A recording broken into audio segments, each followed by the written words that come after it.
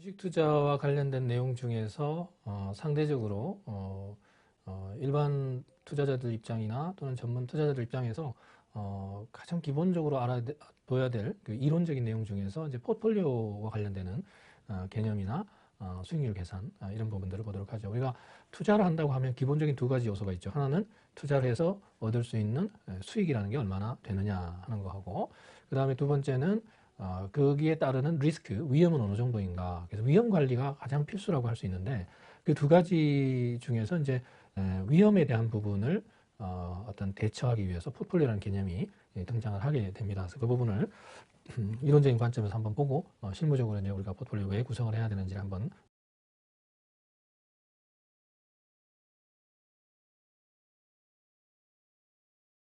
느낄 수 있는 시간을 가지도록 하죠. 자, 우리가 통상적으로 포트폴리오다 그러면 운반하다의 그 포트라는 단어와, 그러니까 포트는 우리가 그 항구, 공항 뭐 이런 곳에 포트라는 단어를 쓰죠. 포탈도 이렇게 출입 관문 뭐 이런 그 인터넷 포탈도 있잖아요. 그런 것처럼 포트라는 것은 운반의 어떤 그 중요한 거점을 말합니다. 그래서 명사로는 항구나 공항이나 뭐 이런 의미를 가지고, 또 동사로는 이제 나르다, 운반하다는 의미가 있습니다. 그래서 여기다가 포터에다가 ER 붙이면 짐꾼 해서 트럭 이름에도 뭐 그런 게 있는 걸로 알고 있죠. 그래서 이 포트는 운반하다, 나르다 뭐 이런 의미의 동사적인 의미가 있고, 폴리오는 이절지, 그러니까 종이를, 신문을 가로 세로 한 뭐 이게 한지 이절지하고 이제 일반 그 종이 이절지, 종이 전지의 사이즈 있잖아요. 거기 조금 차이는 있는데 두 가지 종류가 있잖아요. 전지를 상상을 해보면 대략 크기는 좀 다른데 뭐 가로 1m 정도 되고 세로가 조금 그만큼 안 되죠. 그거를 한번 펼치면 신문 있잖아요. 신문을 한번 딱 펼쳤을 때 전지 사이즈와 조금 차이가 나요. 그 정도 사이즈입니다. 그래서 그걸 한번 딱 접은 게 이절지예요. 그래서 이절지 종이를 우리가 보통 폴리오다 이렇게 얘기를 하는데, 그 옛날에 최초의 주식회사가 네덜란드 동인도 주식회사였는데, 그때 이제 동인도, 인도로 가기 위해서 주식회사를 만들어서 이제 주식이라는 개념을 도입을 하게 돼요. 그럴 때 주식회사는 그 회사의 지분을 여러 명이 나누어 가지는 거잖아요. 그래서 쉐어한다는 의미의 지분이라는 의미가 있단 말이에요. 공유하다, 쉐어하다. 그래서 이 쉐어라는 의미의 지분을 나눠 가진다는 얘기는 이익을 나눠 가진다는 의미도 되지만 어떤 비용 부담도 같이 한다. 비용도 쉐어 공유하고 이익도 공유하는. 그래서 이 네덜란드나 이런 스페인이나 포르투갈 같은 데서 이제 대항해 시대에 인도 같은 데 가서 뭐 이런 이 향신료 같은 거나 무역 상품들을 가지고 오고, 그렇게 해서 이제 거래를 하는 그 과정에 배를 띄워서 무역선을 보내면, 이게 풍랑이나 태풍 같은 데서 난파를 당하면 그 띄워보냈던 그 배에 투자했던 사람들은 재산을 잃게 되죠. 그래서 이런 투자를 귀족들이 하다가, 귀족이 혼자 살 때는 전 재산을 다 잃을 수도 있기 때문에 여러 명의 귀족들이 10명이 모였다 그러면 10분의 1씩 분담하자, 쉐어하자 해서 이제 쉐어라는 게 지분이라는 의미가 있고, 그것을 스탁, 증권의 형태로, 증권을 스탁이라고 그러잖아요. 증권의 형태로 종이에다가 쓰자는 거예요. 증권의 형태로 가로 세로 이절지, 신문지, 전지를 한번 접은 정도의 사이즈에다가 여기다가 언제 누가 만들고 어떻게 금액은 어떻게 되고 이런 걸 쫙 쓰고, 귀족들이 이런 걸 또 멋있게 하다 보니까 여기다가 막 그림도 넣고 여기 내용도 담을 수 있는 풍경 같은 것도 넣기도 하고, 또는 상징적인 캐릭터를 넣기도 하고, 그렇게 해서 이제 이절지 종이에다가 스탁이라는 주식을 여기다가 표시를 하는 거예요. 그랬을 때 이것을 똑같이 이익도 나누고 그 위험 부담도 한다는 의미에서 이걸 영어로 에쿼티라고 그래요. 에쿼티. 이 에쿼티는 개념상으로는 이퀄에서 나왔다고 보시면 돼요. 그래서 똑같이 동등하게 쉐어, 공유하는 그런 어떤 의미를 가지기 때문에 주식을 영어로 쉐어라고도 하고 스탁이라고도 하고 에쿼티라고도 해요. 그래서 에쿼티 자기 자본 이런 의미로 쓰고, 쉐어는 지분이라는 말로 쓰고, 스탁은 또 주식이라는 말로 쓰는데 본질은 같은 의미를 담고 있다 이렇게 보시면 됩니다. 그래서 그러다 보니까 이제 증권이 여러 개의 증권이 배를 띄울 때마다 증권을 발행하거나 이렇게 되면 많아지니까 이거를 여러 증권을 철을 해서 007 서류 가방 같은 데 이렇게 담아가지고 들고 다녔다는 거죠. 실제로 이거 사고 팔고 할 때.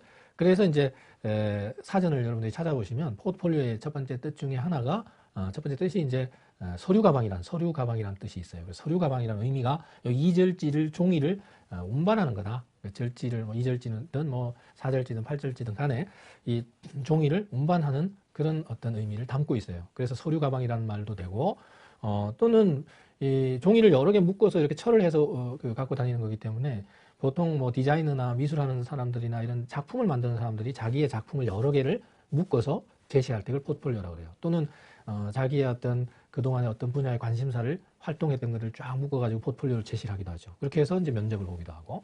그래서 어원은, 이 포트폴리오라는 말의 어원은 이와 같이 증권의 리스트, 목록이 증권을 여러 개 묶어서 여러 개를 담아서 또는 철을 해서 갖고 다니는 의미에서 이제 증권 목록이라고 나왔다가, 이게 꼭 증권이라는 종이만 있는 게 아니라 뭐 주식뿐만 아니라 뭐 금이나 뭐 이렇게 광물 같은 것도 될 수도 있고 어떤 기금속도 될 수도 있고, 그렇게 해서 이제 자산의 목록이라는 의미로 확산이 됩니다. 그래서 에셋 리스트로, 시큐리티 리스트에서 에셋의 목록으로 확산, 의미가 확대돼요.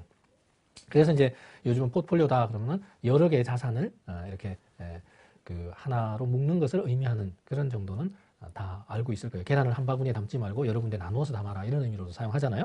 그래서 서로, 여기서 중요한 것은 두 개 이상의 자산의 목록, 그런데 이게 같은 거가 아닌 서로 다른 두 개 이상의 자산의 집합 또는 결합을 우리는 포트폴리오라고 한다. 셋 또는 컨비네이션을 말합니다. 그래서 두 개 이상이긴 한데 똑같은 거를 수백만 개 갖고 있다고 해서 포트폴리오라고 안 하죠. 삼성전자 주식을 10만 개 갖고 있다, 포트폴리오 아니죠. 하나는 삼성전자, 하나는 한국전력, 하나는 KT, 뭐 국민은행, 뭐 이런 식으로 골고루 현대자동차 이렇게 있다면 서로 다른 두 개 이상의 자산의 집합을 우리는 포트폴리오라고 한다. 그런 의미로 두 개 이상의 여러 개 나누어서 투자하는 개념이니까 이거를 분산 투자다, 이렇게 얘기를 하고, 이때 이제 분산 투자를 하면 위험 관리의 가장 소극적인 방법 중에 하나가 돼요. 다시 말해, 계란을 한 바구니에 담지 마라 그랬는데, 계란을 한 바구니에 담지 말고 여러 바구니에 담아서 자전거나 차에 싣고 간다고 쳤을 때 그게 위험하지 않냐? 그러면 자전거 전체가 흔들거리거나 넘어지거나 자동차 전체가 넘어지는 것처럼 시장 전체가 시장 전체에 있는 한 200종목을 다 샀다, 500종목을 다 샀다, 2000종목을 다 샀다 라고 하면 그 분산 투자를 골고루 한 거잖아요. 그럼에도 불구하고 마켓 전체가 샥이 와가지고 이게 다운하면 그때는 시장 전체의 그 수익률이, 주가가 다 떨어지는 경우도 생기죠. 코로나 왔을 때도 모든 종목이 다 떨어졌잖아요. 그런 것처럼 이 분산 투자를 한다고 해서 시장 전체 위험마저도 줄이거나 없앨 수는 없다. 그래서 최소한의 소극적인 위험 감소 효과는 달성할 수 있다. 그렇지만 적극적으로 완전히 위험을 제거하지는 못한다. 그런 의미에서 이 포트폴리오는 가장 나이브하고 가장 기본적인 그 위험 감소 방법 중에 하나라고 볼 수가 있습니다. 그래서 정의를 다시 한번 정리하자면 서로 다른 두 개 이상의 자산의 집합을 뭐라고 한다? 포트폴리오라고 한다. 포트와 폴리오의 결합이다, 이런 얘기고요. 자, 그리고 이제 이 포트폴리오를 우리가 이제 다루어 볼 때 이 포트폴리오의 기본적인 개념은 이론적으로 이렇게 정리를 하고, 이러한 포트폴리오도 하나의 투자를 할 때 한 종목에만 해서 집중 투자를 했을 때 이게 수익률이 떨어지면 위험하니까 여러 종목 하면 어떤 건 내려가고 어떤 건 올라가고 또 어떤 건 많이 내려가고 어떤 건 좀 적게 내려가고 좀 많이 올라가고 이렇게 해서 위험을 평준화시키는 거잖아요. 그래서 이제 그런 의미에서 이제 포트폴리오를 구성을 했을 때 그 포트폴리오에 두 가지 요소가 중요한데, 하나는 수익률이 중요하다. 포트폴리오 투자, 주식 투자, 한 종목에 투자하든 여러 종목에 투자하든 수익률이 얼마인가, 이거 하고, 두 번째는 그러면서 위험은 어느 정도 되느냐. 투자에 있어서 가장 기본적인 두 가지 요소는 바로 수익률과 수익과 위험 두 가지입니다. 그래서 수익이 얼마나 되고, 그게 율로 따지면 수익률이 되겠죠. 수익률과 위험을 본다는 거죠. 그래서 이제 그 투자 대상의 수익률인데, 과거의 수익률이 아무리 높으면 뭐예요? 미래 내가 투자한 이후에 앞으로 수익률이 좋아야죠. 그래서 그것을 우리는 미래 예상 수익률이라고 한다. 그것을 수치로 한번 계산해보자, 계량화해보자 하는 거고요. 그 다음에 미래 위험도 역시 위험을 측정하는데, 이게 미래 위험이 중요한지, 옛날에는 위험했다가 앞으로 위험하지 않으면 더 좋은 거잖아요. 근데 옛날엔 위험하지 않았는데 누가 사는 순간 그때부터 위험해지기 시작한다? 그 사람 때문 아니어도 환경적으로. 그렇다면 그 미래 위험이 중요한 거다 하는 거예요. 그래서 자기가 투자한 이후의 시점에서의 기대 수익률과 미래 위험이 어떻게 되느냐를 계량화해서 측정을 해보자 하는 거예요. 그 방법으로 많은 방법이 있을 수 있지만 가장 일반적으로 많이 쓰이는 게 기대 수익률이라는 거, expected rate of return하고, 또는 뭐 수리적 모형이나 주관적 예상 수익률 이런 것들을 쓸 수도 있는데, 그래도 이게 가장 객관적으로 많이 쓰인다. 수리적 모형을 했을 때 이 예측 모형을 쓰잖아요. 그러면 이런 것들은 정교하고 어느 상대적으로 더 정확할 수는 있지만 시간과 비용이, 코스트하고 이 시간이 뭐 너무 많이 걸릴 수도 있어요. 그래서 그런 면에서 어떤 가성비가 좀 떨어질 수도 있고, 세 번째는 주관적 예상 수익률. 이거는 뭐 점쟁이한테 물어보는 거하고 비슷한 거예요. 그래서 뭐 전문가한테 가서 이거 이 종목 살까요? 뭐 물어보는 그런 개념이죠. 전문가한테 물어볼 수도 있고, 그냥 뭐 누가 자기가 의지하는 사람한테 이렇게 그런 거죠. 또 어떤 사람 점쟁이한테 물어보는 사람도 또 있다고는 하는데, 뭐 그런 현실적이진 않겠죠. 어쨌든 그렇게 해서 기대 수익률 구하는 방법이 첫 번째 방법이 가장 많이 쓰이는 거고, 두 번째 위험도 마찬가지로 분산이라는 게 가장 많이 쓰이고, 역시 수리적 모형이나 주관적 예상 위험을 측정하는 방법도 있지만, 사용하는 방법도 있지만, 가장 무난한 것은 통계학 개념에서 나오는 variance, 분산이라는 걸 사용한다. 이렇게 보시면 되는데, 그래서 첫 번째 이제 기대 수익률, expected rate of return, 예상 수익률이잖아요. 앞으로 얼마의 수익률이 달성이 될까라고 예상하는 것을 통계적인 베이스로 이제 찾아보는 거예요. 그래서 통계적인 베이스로 미래에 대한 어떤 값들을 과거 값을 근거로 해서 이제 많이 활용하죠. 그래서 우리가 통상적으로 불확실성과 리스키 위험한 상황을 그 uncertainty와 risky state 위험한 상황 두 가지를 어떻게 구분하냐?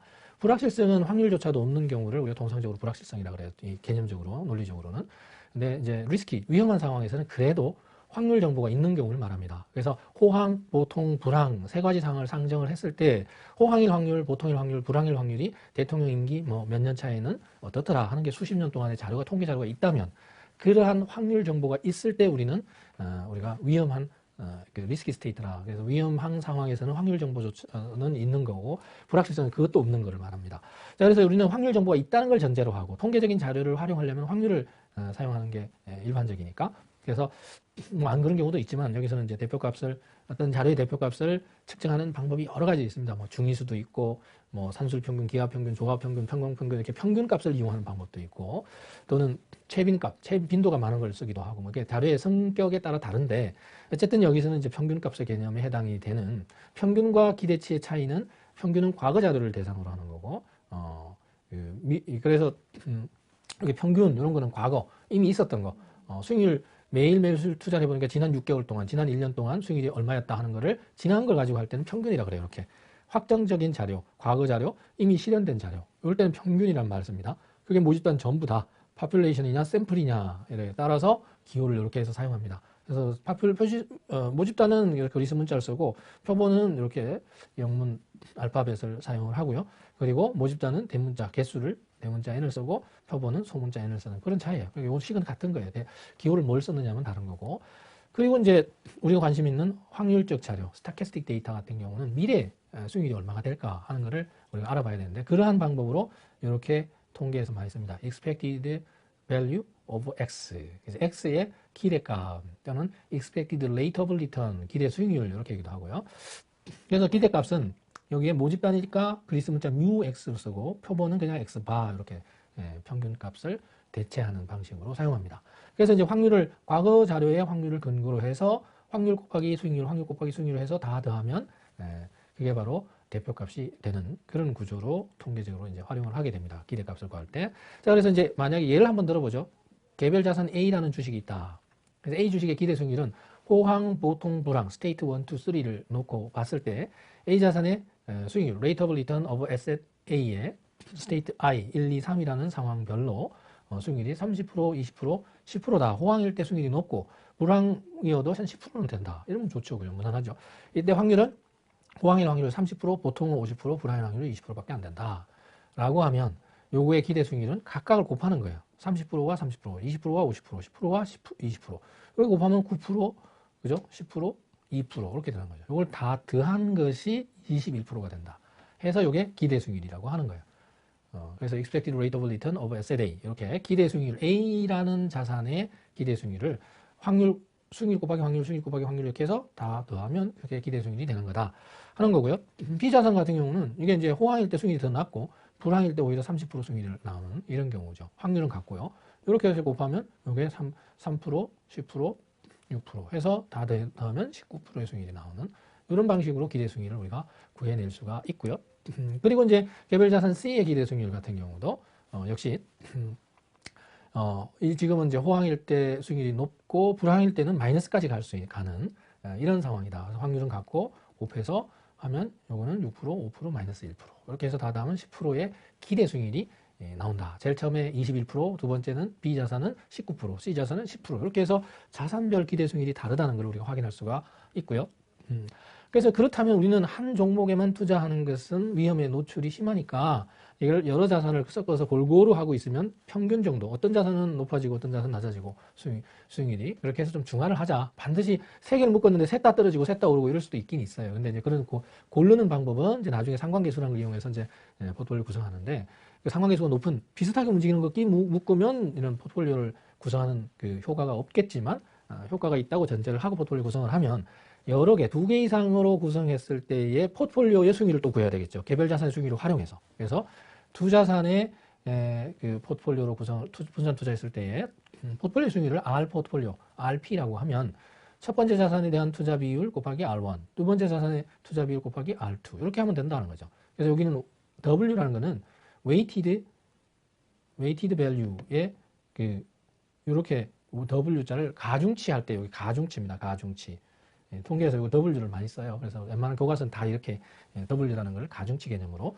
그래서 1의 수익률과 가중치, 2의 수익률과 가중치 이렇게 해서 포트폴리오의 과거 수익률을 구한다면, 기대 수익률은 여기다 기대치만 취하면 되잖아요. take expectation 하면 여기다가 오른쪽에도 기대 수익률을 취하면 되니까. 그래서 이거 하나씩 기대치 하면은 이렇게 구해낼 수 있다. 각각의 조금 전에 보였던 A, B, C 세 개 자산의 기대 수익률 이런 식으로 A와 B를 넣고 각각의 투자 비율, A에 50% 했으면 0.5, B도 0.5, A에 60% 했으면 A는 0.6, B는 0.4, A가 40%고 B가 60%일 수도 있고, 이렇게 투자 비중을 인위적으로 이렇게 투자하는 사람이 정하면 되는 거죠. 이렇게 해서 포트폴리오의 예상 수익률, 기대 수익률은 이렇게 구할 수 있다 하는 거고요. 이게 종목이 여러 개가 되면 그럴 때 일반화하면, 이 식을 포트폴리오 예상 수익률을 일반화하면 이렇게 expected R 포트폴리오는 각각의 기대 수익률, expected R1, 기대 수익률 R2, Rn까지 종목 수가 n개라면 그 각각의 기대 수익률에다가 가중치를 다 곱하면 된다. 5개면 20%씩이면 0.2 곱하면 되는 거죠. W1, W2, W5까지. 그런 것을 일반화된 식으로 하면 J = 1부터 n까지 WJ의 ERJ 이렇게 해서 각각의 가중치 곱하기 기대 수익률을 곱해서 합산을 하면 그게 바로 포트폴리오 전체의 기대 수익률이 된다. 이것도 예로 한번 보죠. 그래서 이제 자산 A, B, C에 대해서 아까 21%, 19%, 10%씩 기대 수익률이 나오는 걸 이미 우리는 계산했고, 가중치를 weighted value of individual security J, 개별 증권 J의 가중치를 50%, 30%, 20%씩 이렇게 두면 요거 곱할 수 있다. 그래서 10%, 10.5%, 5.7%, 2% 해서 요거 다 더하면 포트폴리오 전체의 기대 수익률을 구하는 거다. 그러니까 이거는 뭐 기계적으로 이렇게 구할 수가 있어요. 엑셀 같은 데서도 그냥 시계 넣어놓고 데이터만 바꾸면 구할 수 있는 방법도 되고, 논리적으로 개별 정권의 기대 수익률을 구하고 먼저 확률 곱하기 수익률을 해서 기대치 구하고, 그 개별의 기대 수익률을 가지고 포트폴리오의 가중치를 적용해서 또 포트폴리오 전체의 기대 수익률을 우리가 구해낼 수 있다. 이런 개념입니다. 그래서 우리가 이제 포트폴리오의 기대 수익률을 계산하는 거는 사실은 이제 기본이죠. 그 수익률 자체를 구해서 개별 정권의 기대 수익률을 구해서 포트폴리오 기대 수익률을 구하는 건데, 문제는 미래 이제 확률적인 걸 적용해서 미래 수익률을 예측을 하는 게 얼마나 맞을 거냐의 문제인데, 그건 현실에서의 얘기고, 어쨌든 통계 자료상으로 과거치를 적용해서 확률이 이미 주어져 있다면 예상 수익률은 이런 방법으로 구해낼 수가 있다 하는 겁니다. 그래서 여러분들이 여기에서 이번 시간에는 계산형 그 어떤 내용들이고, 구체적으로 기대 수익률을 계산하는 거기 때문에 구해보는 어떤 수식과 관련되는 거기 때문에 꼭 손으로 한번 연습을 해보시고, 엑셀이 조금 익숙한 분들은 이런 데이터를 직접 엑셀 같은 데 입력을 해서 해보는 방법도 권해드리고, 짧지만 이렇게 기대 수익률 구하는 내용들은 간략하게 정리하고, 뒤에 가면 이제 분산 구하는, 통계에서 표준 편차 분산 뭐 이런 개념이 사용되는데, 그게 조금 내용이 더 천천히 봐야 될 내용이니까 이번 차시 강의는 여기서 정리를 하고 다음 시간에 또 여러분들을 만나도록 하겠습니다. 여러분 수고하셨습니다.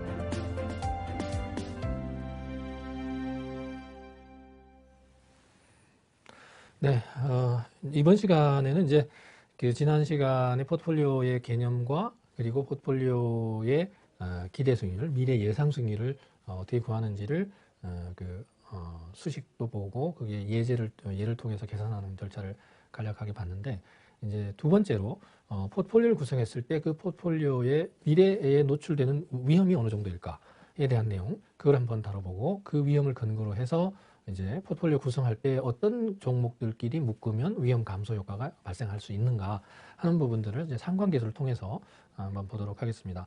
한번 보시면 이제 포트폴리오의 이제 기초 이론에서 이제 그 두 가지 미래 예상 수익률은 기대 수익률을 구하고 미래 예상되는 위험은 이렇게 산포도 개념으로 degree of dispersion이라고 하죠. 우리가 미래의 어떤 확률 자료의 미래의 변동성을 측정하는 방식으로 그 확률적 자료와 또는 확정적 자료를 가지고 분산이라는 걸 쓸 수가 있다. 물론 이제 이게 뭐 산포도를 구하는 방법은 다양한 방법이 있어요. 통계적으로 뭐 레인지라는 것도 사용하고 뭐 다양한 변이계수 같은 것도 쓰고 다양한 방법이 있어요. 한 7, 8가지 사용되는데 그중에 우리가 가장 무난하게 현 실무에서 가장 많이 쓰이는 게 이제 분산이라는 개념이기 때문에 그 분산을 이제 도입해서 설명을 드리면, 그 산포도를 측정하는 대표적인 방법에서 우선 확정적인 자료 같은 경우는 확정적인 자료, 과거 자료, 실현된 자료, 이미 주식 투자를 해봤더니 지난 6개월 동안, 지난 3개월 동안 수익이 얼마였어요? 라고 하는 것을 가지고 할 때는 이렇게 variance of x라는 방식의 기호를 모집단은 그리스 문자 시그마 x제곱, 표본은 영문자 알파벳의 s제곱 이렇게 표현하죠. 그죠? 이렇게 표현하는데 이걸 어떤 개념에서 이제 분산이라는 게 등장을 했느냐를 한번 보시면 이런 개념이다 하는 거예요. 어떤 가로축이 타임이고 세로축이 variable xi라고 하면, 변수라고 하면, 여기 보면 어떤 값의 수치가 있고 여기가 평균이라고 하면 평균을 중심으로 해서 데이터가 그 평균보다 위에 있거나 아래에 있거나 위에 있거나 아래에 있거나 위나 아래에 데이터가 이렇게 있단 말이죠. 근데 이런 데이터들을 가지고 평균으로부터 이렇게 흩어져 있는 정도가 얼마나 되느냐를 측정을 하기 위해서 우리가 산포도죠. 얼마나 분산되고 흩어져 있느냐를 측정을 하기 위해서 이런 방법을 쓸 수 있어요. 평균 편차 제곱, mean deviation, 그러니까 평균으로부터 얼마만큼 편차가 있느냐, 그죠? Squared mean deviation이라고 해서 이제 그러니까 mean deviation, 평균 편차, 평균으로부터 편차가 얼마나 있느냐를 따져보면, 이런 경우에는 평균 편차가 플러스 1, 마이너스 1, 플러스 1, 마이너스 1, 플러스 1, 마이너스 다 더하면 그냥 0이 되잖아요. 그래서 여기 0이 되니까 평균 편차를 가지고는 이거 의미가 없네 이렇게 된 거예요. 평균으로부터 얼마나 차이가 많이 나, 차이가 많이 나면 덜쭉날쭉 산포도가 크네 이렇게 하려고 그랬는데 그게 안 되니까 어쩔 수 없이 mean absolute deviation이라고 해서 절대치를 한번 취해보자. 그러면은 얘가 1, 마이너스 1도 1이죠. 1, 1, 1, 1, 1, 1, 6이 된다는 말이죠. 그렇게 해서 이제 절대 평균 편차라는 게 엑셀 같은 데서 MAD라는 함수를 적용하면 이걸 구할 수 있어요. 그래서 개수로 딱 나누면 한 개당 얼마만큼 절대 평균 편차가 생기나를 계산해낼 수 있어요. mean absolute deviation이라는 거를. 그랬더니 요 왼쪽의 경우의 얘와 똑같이 평균을 가지고 있는데 하나는 0, 하나는 마이너스 3, 데이터가 이렇게 6개가 있는데 평균 그 자체예요. 평균 차이가 0, 마이너스 3, 0, 0, 플러스 3, 0 이렇게 되니까 요거 절대치 취하면 여기도 마이너스 3도 플러스 3, 플러스 3도 3, 요거 다 더하면 6이잖아요. 얘도 1, 6개니까 6이에요. 요거 차이가 없네 이렇게 되는 거죠. 근데 눈으로 봐도 얘는 안정적으로 이렇게 움직이는 거고 얘는 이렇게 들쭉날쭉 이렇게 어느 정도 이렇게 왔다가 다시 이렇게 변동성이 엄청 심하잖아요. 눈으로 봤을 때도. 그래서 이 두 가지의 차이가 있는데도 불구하고 이런 절대 평균 편차를 구하는 함수를 이용했을 때는 그 통계 자료로 가지고는 어느 게 더 위험하다를 구분하지 못하잖아요. 오른쪽이 더 위험한데. 그래서 이 절대치만 취해서 될 게 아니라 절대치 대신에 제곱을 해보자. 그래서 제곱을 해서 흩어져 있는 정도를 한번 측정해보면, 제곱하면 1, 1, 1, 1, 마이너스 1로 제곱하면 1이니까 1, 6개에서 6이에요. 여전히. 요거 제곱하면 0, 9, 0, 0, 9, 0이니까 요거 제곱하면 18 해서 3배나, 그죠? 이 오른쪽이 더 위험하네 라는 것을 구분해줘요. 그래서 오른쪽이 훨씬 더 위험하구만 이렇게 확인할 수 있다는 겁니다. 그래서 그냥 이렇게 절대치만 취해서 구하는 이 방식이 실무에서 다른 영역에서는 쓸 수 있더라도 우리 수익률에서는 쓰면 의미가 없어지는구나. 그래서 제곱을 하자. 어쩔 수 없이 제곱을 하게 돼요. 이렇게. 그래서 이거를 우리가 variance, 변동성, variation이 얼마나 커 해가지고 분산이라는 말로 통계에서 사용을 하게 되고, 그때 여기 제곱했다는 의미의 제곱을 붙이고 모집단의 경우는 시그마, 표준 편차에는 그래서 샘플의 경우는 S를 해서 제곱을 이렇게 붙이게 됩니다. 자, 그런데 요거를, 이것을 그냥 이렇게 사용했을 때 한계가 있습니다. 이 분산이라는 걸 썼을 때에, 수익률로 가지고, 평균 수익률이 만약에 5%다. 그러면 이게 분산을 구했더니 어떤 건 7%, 어떤 건 8%, 어떤 건 3% 해가지고 분산을 구하면 이게 퍼센테이지가 나오는 게 아니라 만분율이 나오게 돼요. 그래서 베이시스 포인트라는 게 퍼센티지가 아니라 베이시스 포인트라는 게 사용이 됩니다. 그래서 만약에 이거를 길이라고 했을 때 센티미터 같은 걸 쓰면 만약에 길이로 키가 얼마나 들쭉날쭉해 해서 키의 변동성 분산을 보고 싶었는데 이게 키의 분산을 구하면 제곱이 돼서 면적이 튀어나오니까 이건 쓸 수가 없겠다. 그래서 면적 대신에 루트를 다시 한 번 더 씌우면 여기다 루트 한 번 더 씌우면 제곱이 벗겨지잖아요. 그럼 다시 길이로 환원이 되죠. 그래서 이거를 원래 단위로 표준화한 편차만 보는 거야 해서 이거를 우리말로 표준 편차다 이렇게 얘기를 하게 돼요. 그래서 영어로 스탠다드 디비에이션.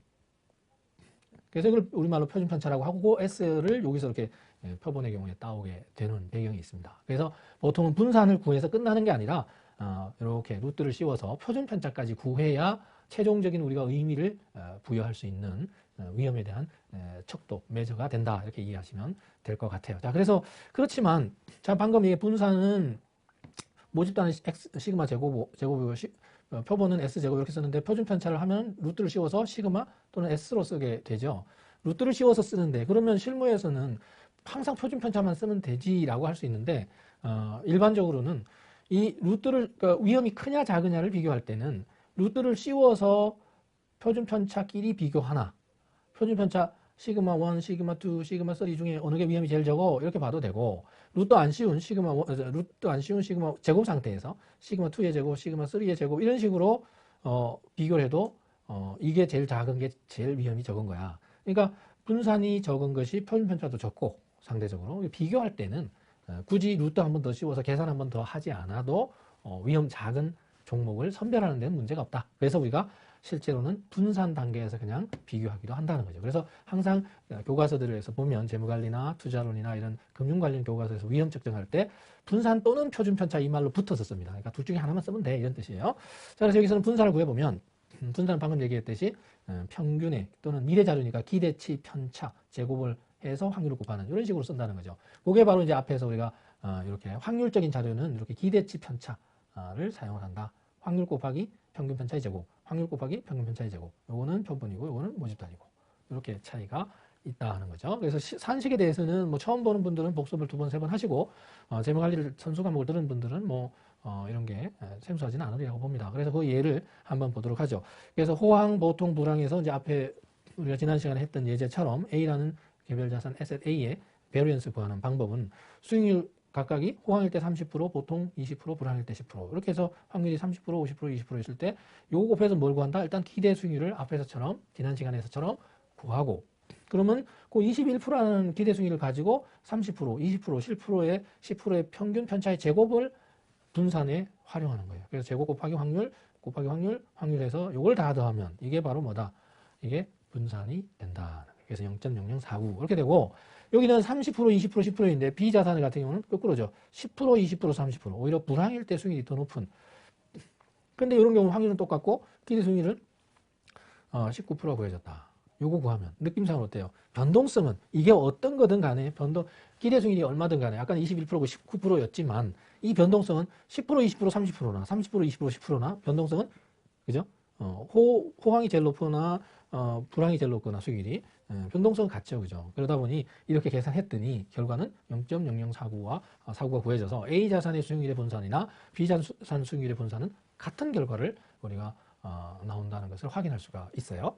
그 다음에 이제 개별자산 C의 분산을 한번 보시면 개별자산 C의 수익률이 그러니까 조금 전에 지난 시간에 보신 것처럼 불황일 때 이제는 마이너스가 나오는 마이너스 5% 수익률이 나오는 그런 예를 우리가 확인했잖아요. 그래서 기대 수익률 10% 구하는 건 해봤고 그때 이제 10%의 기대 수익률을 가지고 편차를 구해서 제곱을 다 해서 확률을 30%, 50%, 20% 곱해서 더하면 그게 바로 분산이 된다. 그래서 분산 구하는 절차도 이렇게 나와 있는데 실제로는 이 산식을 뭐 기대 수익률 구하는 거는 좀 덜 복잡하지만 요거는 한 번 더 제곱도 해야 되고 이러니까 복잡하다고 느낄 수가 있어요. 근데 제가 뭐 웬만하면 엑셀 같은 함수 그 워크시트 프로그램을 활용하는 게 응용 프로그램을 쓰는 게 제일 무난합니다. 그건 뭐 사무실에서 대부분의 오피스는 다 쓰잖아요. 그래서 엑셀을 쓰면은 그 엑셀에는 그냥 여기 베리언스 해가지고 여기 데이터 그 범위를 주면 그냥 함수 기능 클릭 두세 번만 하면 바로 이거 다 계산 100개든 데이터가 뭐 수백 개 되더라도 수천 개 되더라도 가능합니다. 그래서 그렇게 그 엑셀 같은 거 활용하는 게 좋고, 그 다음에 이런 논리는 어떤 개념으로 분산을 구한다 하는 것은 이렇게 복습을 꼭 하시고 손으로 한번 따라해 보시는 게 좋겠다 하는 말씀을 드립니다. 핸드폰에 뭐 계산기 있으니까 그거 적어가면서 그래야 처음 배우는 분들은 이걸 확실하게 숙지를 할 수 있다고 보고요. 자, 그 다음에 이제 이렇게 분산은 자기 자신이 어제 수익률이 얼마고 내일이 얼마고 그 다음날이 얼마고 모레가 그러니까 오늘부터라고 하면 미래 수익률이니까 오늘 이후의 수익률이 얼마냐 하는 걸 가지고 분산을 구할 수 있다면 공분산은 A라는 주식의 수익률과 B라는 주식 두 개의 서로 다른 자산의 수익률이 어떻게 변동성을 보여주느냐를 측정할 때 공통분산이라는 의미로 코베리언스라는 걸 사용합니다. 우리가 코라고 하는 것은 함께 이런 뜻이잖아요. 코워크 그러면 동업자, 코오퍼레이션 그러면 협력하다, 같이 오퍼레이션 하는 거니까. 그러니까 그 코베리언스도 마찬가지로 베리언스 변동성인데 함께 생기는 거, 같이 생기는 거, 서로 다른 자산이 같은 변동성을 보일 때 같은 시점의 변화를 어느 정도로 나타내는가를 측정을 할 때 개별 자산의 X라는 자산의 기대치와 그 기대치와 수익률, Y라는 자산의 mu of Y, 이제 Y라는 자산 기대치와 Y의 개별 수익률의 차이, 이게 평균 편차죠. 각각의 평균 편차의 곱을 다 더해서 시그마잖아요, 그죠? 시그마 from I to N 해서 from I equal 1 to N 이렇게 되잖아요. I 1부터 N까지 다 돼가지고 개수로 딱 나누면 한 개당 얼마나 변동성이 있냐 이걸 보는 거예요. 그래서 두 변수 간의 공통위험을 이렇게 통계적으로 계산합니다. 그래서 이것도 모집단 전체의 공분산을 이렇게 구한다면 표본의 미래 위험을 측정해서 여기는 요 내용에 요거는 표본 자료의 공분산입니다. 공분산. 그래서 코베리언스인데 베리언스인데 공분산인데 이게 하나는 모집단에 대한 거, 하나는 표본에 대한 거는 차이가 뭐예요? 차이가 그냥 소문자 썼냐 대문자 썼냐 이거 차이하고 그 다음에 영문자 썼냐 그리스문자 썼냐 차이에다가 제일 중요한 게 이 부분이에요. 표본은 n-1이 돼요. 이게 대소문자 차이도 있지만 개수의 차이도 있지만 모집단 전체 개수 다 하는 거고 표본 몇 개 뽑아서 하는 건데 이때 우리가 기대 수익을 구할 때와 달리 표준 편차를 또는 공분산을 구할 때는 이렇게 여기 분모에 n-1이 들어간다 하는 게 특징이고, 이것도 역시 이제 다시 돌아와서 보면 산포도를 구할 때 표본 자료의 산포도를 구할 때 분산을 구할 때 여기 n-1이 들어간다는 게 여기 모집단일 때 n과의 차이다 하는 거예요. 이거는 아주 중요한 개념이니까 꼭 숙지를 해 두시는 게 좋습니다. 왜냐하면 이게 이제 왜 n-1을 쓰게 됐느냐 하면 일반적으로 n을 쓸 때와 n-1을 쓸 때의 차이를 우리가 보는 건데 그게 모집단이냐 표본이냐의 차이이거든요. 근데 이제 표본을 쓰게 되면 데이터가 1, 2, 3, 4 이렇게 4개의 데이터가 표본이 수많은 데이터 중에 4개만 표본을 샘플을 뽑았어요. 표본을 뽑았다. 그러면은 이게 변동성, 베리언스는 분산, 변동성을 보는 건데 이 변동성이 첫 번째 데이터가 xi가 x1이 1이고 x2가 2고 x3가 3이면 마지막에 숫자는 반드시 4가 돼야 됩니다. 왜냐하면 요게 x바라는 게 요거 다 더해서 더하면은 2.5가 나와요. 1, 2, 3 더하면 6이고 여기 4를 더하면 10이 되는데 10을 4개로 나누면 2.5가 나오거든요. 그러니까 x바가 2.5예요. 그러니까 x바 2.5라는 게 확정돼 있고 거기다가 xi 값을 한 3번째까지 하고 나면 나머지는 변동성이 없어져요. 왜? 4가 아니면 안 돼요. 5나 6이 되면 x바가 달라지거든요. 그래서 변동성, 분모의 이 개수가 변동성이 있는 개수가 한 개 줄어요. 마지막 거는 표본의 경우는 100개 뽑았다 하면 99개는 변동성이 막 지맘대로 바뀔 수 있어요. 근데 마지막 하나는 앞에 것들에 의해서 이 수동적으로 의존적으로 디펜던트하다는 거죠. 종속적으로 픽스 될 수밖에 없다. 그러니까 만약에 앞에는 변동하다는 거는 1 아니고 그러면 다른 거 될 수도 있다는 거네요. 맞아요. 100이나 10이나 이 앞에가 뭐 20이 될 수도 있고 마이너스 1이 될 수도 있고 3이 뭐 7이나 8이 될 수도 있어요. 그러면 이 x 값이 마이너스 20, 200 이런 식으로 달라질 수도 있어요. 이거에 의해서 이게 평균이 나오는 값에 픽스 될 수 있도록 마지막 숫자가 달라지게 되는 겁니다. 정해져야 돼요. 이와 같이 n-1을 쓰는 이유는 한 3가지 정도 나눠보세요. 첫 번째 하나는 이와 같이 변동성이 하나가 준다. 이걸 전문 용어로 자유도라고 그래요. 디그리 오브 프리덤. 통계학에서의 자유도가 하나 줄어든다 하는 게 이유이고, 그래서 n-1은 반드시 n-1이어야 되고, 두 번째는 이게 위는 모집단이고 밑에는 표본이니까 모집단 전체의 어떤 분산하고, 표본은 불확실성, 이게 좀 그 자료가 더 적었기 때문에 얘의 불확실성이 더 변동성이 더 크다. 얘를 믿기가 더 어렵죠, 그죠? 그래서 -1을 분모를 좀 줄여주면 전체 값은 더 크죠. 변동성은 조금이라도 더 차이가 나게 돼. 하는 의미가, 함축적인 임플리케이션이 있고요. 세 번째는 수학적으로 증명해도 얘가 n-1을 가지고 모집단의 시그마 제곱으로 변환이 가능한, 증명도 가능합니다. 근데 그거는 뭐 우리가 할 필요는 없고, 여러분들 혹시 이런 전공을 하면 모를까? 그래서 이 세 가지 이유에서 첫 번째 이유만 보더라도, 자유도가 하나 주는 것 때문에라도 n-1은 해야 되는 구조예요. 그래서 그러면 n-1이 n의 숫자가 많아지면 큰 영향이 없어요. 10,000 빼기 1 하는 거하고 100만 빼기 1 이런 건 별로 영향 없습니다. 여기 주로 영향 미치는 게 30을 포함한 30 이하일 때는 30 빼기 1을 하고 그냥 30으로 하느냐 30 빼기 1을 한 거는 차이가 납니다. 그래서 표본의 개수가 30개 이하냐 30개를 초과하느냐에 따라서 이게 영향을 받아요, 일반적으로. 그래서 어쨌든 n-1의 그 특징이 표본에는 산식에 포함이 돼 있다, 녹아져 있다 하는 거 주의하셔야 되고, 역시 공분산에도 여전히, 분산에도 그런 것처럼 이러한 공분산, 표본 자료의 공분산, 모집단의 공분산 할 때도 여기도 차이가, 표본은 n-1이 된다는 거예요. 그래서 이런 것도 엑셀을 이용하면 사실은 이거 안 외워도 거기 가면 함수에 가서 도움말만 봐도 이 식이 그대로 들어있어요. 이런 식이, 수학식 자체가. 그래서 요거는 복습을 하시면서 그냥 여러분들이 나중에 시험을 혹시 보더라도 나오든 안 나오든 오른쪽에 포스트잇을 붙여놓으면 되잖아요. 그죠? 표본의 공분산, 표본 자료의 공분산은 어떻게 구한다. 또 앞에는 표본 자료의 분산은 산식이 어떻게 된다는 것, 특징 정도는 꼭 숙지하시고, 왜냐하면 이런 것들이 금융 관련 자격증 같은 거 시험 볼 때 강조돼서 자주 시험에 나오는 객관식 문제에서 다음 좀 표본 자료의 분산은 어떻게 구하느냐, 그 산식이 올바른 것은 이렇게 나오기도 하기 때문에 주의해서 봐두시면 좋을 것 같아요. 자, 그래서 방금 얘기했듯이 이런 공분산을 구할 때 공분산이 가지는 의미를 조금 더 뜯어서 한번 보자면, 여기서 한번 보시면 가로축이 x라고 하고 x의 그 수익률, 여기 세로축이 y라고 했을 때 x, y의 평균이, 여기는 mu 오브 x가 있을 거고 여기는 mu 오브 y가 있을 거 아니에요.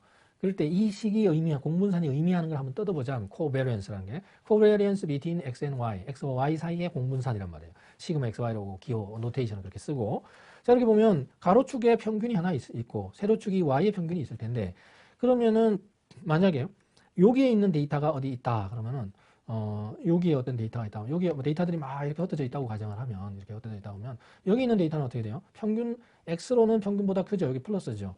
y로도 평균보다 위쪽에 있죠, 그죠? 그러니까 플러스예요. 둘 다 곱하면은 플러스가 나와요. 근데 여기도 마찬가지죠.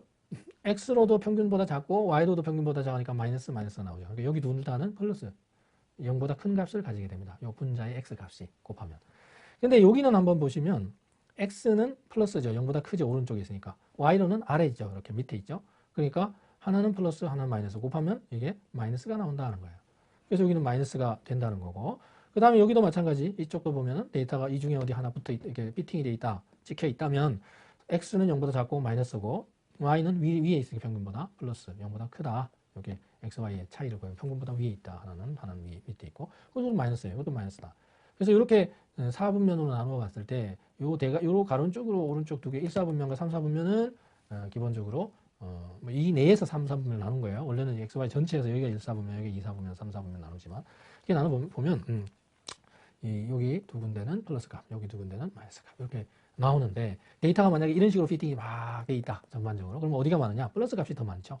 이렇게 피팅이 돼 있으면 x가 올라갈 때 y도 전체적으로 올라가는 게 더 경향성이 뚜렷하네. 그래서 이거는 이렇게 되면 이제 플러스 값을 가지게, 요거는 0보다 큰 값을 가지게 되겠죠, 그죠? 이렇게 생각하시면 되고요. 그 다음에 이제 두 번째는 이렇게 피팅이 돼 있으면 얘는 마이너스 값이 차지하는 데이터가 더 많죠. 이렇게 피팅이 막 이렇게 돼 있으면, 그럴 때는 이 x 값과 y 값이 가로 세로축이 있다고 했을 때 전반적으로 x가 올라가면 y는 내려가죠, 그죠?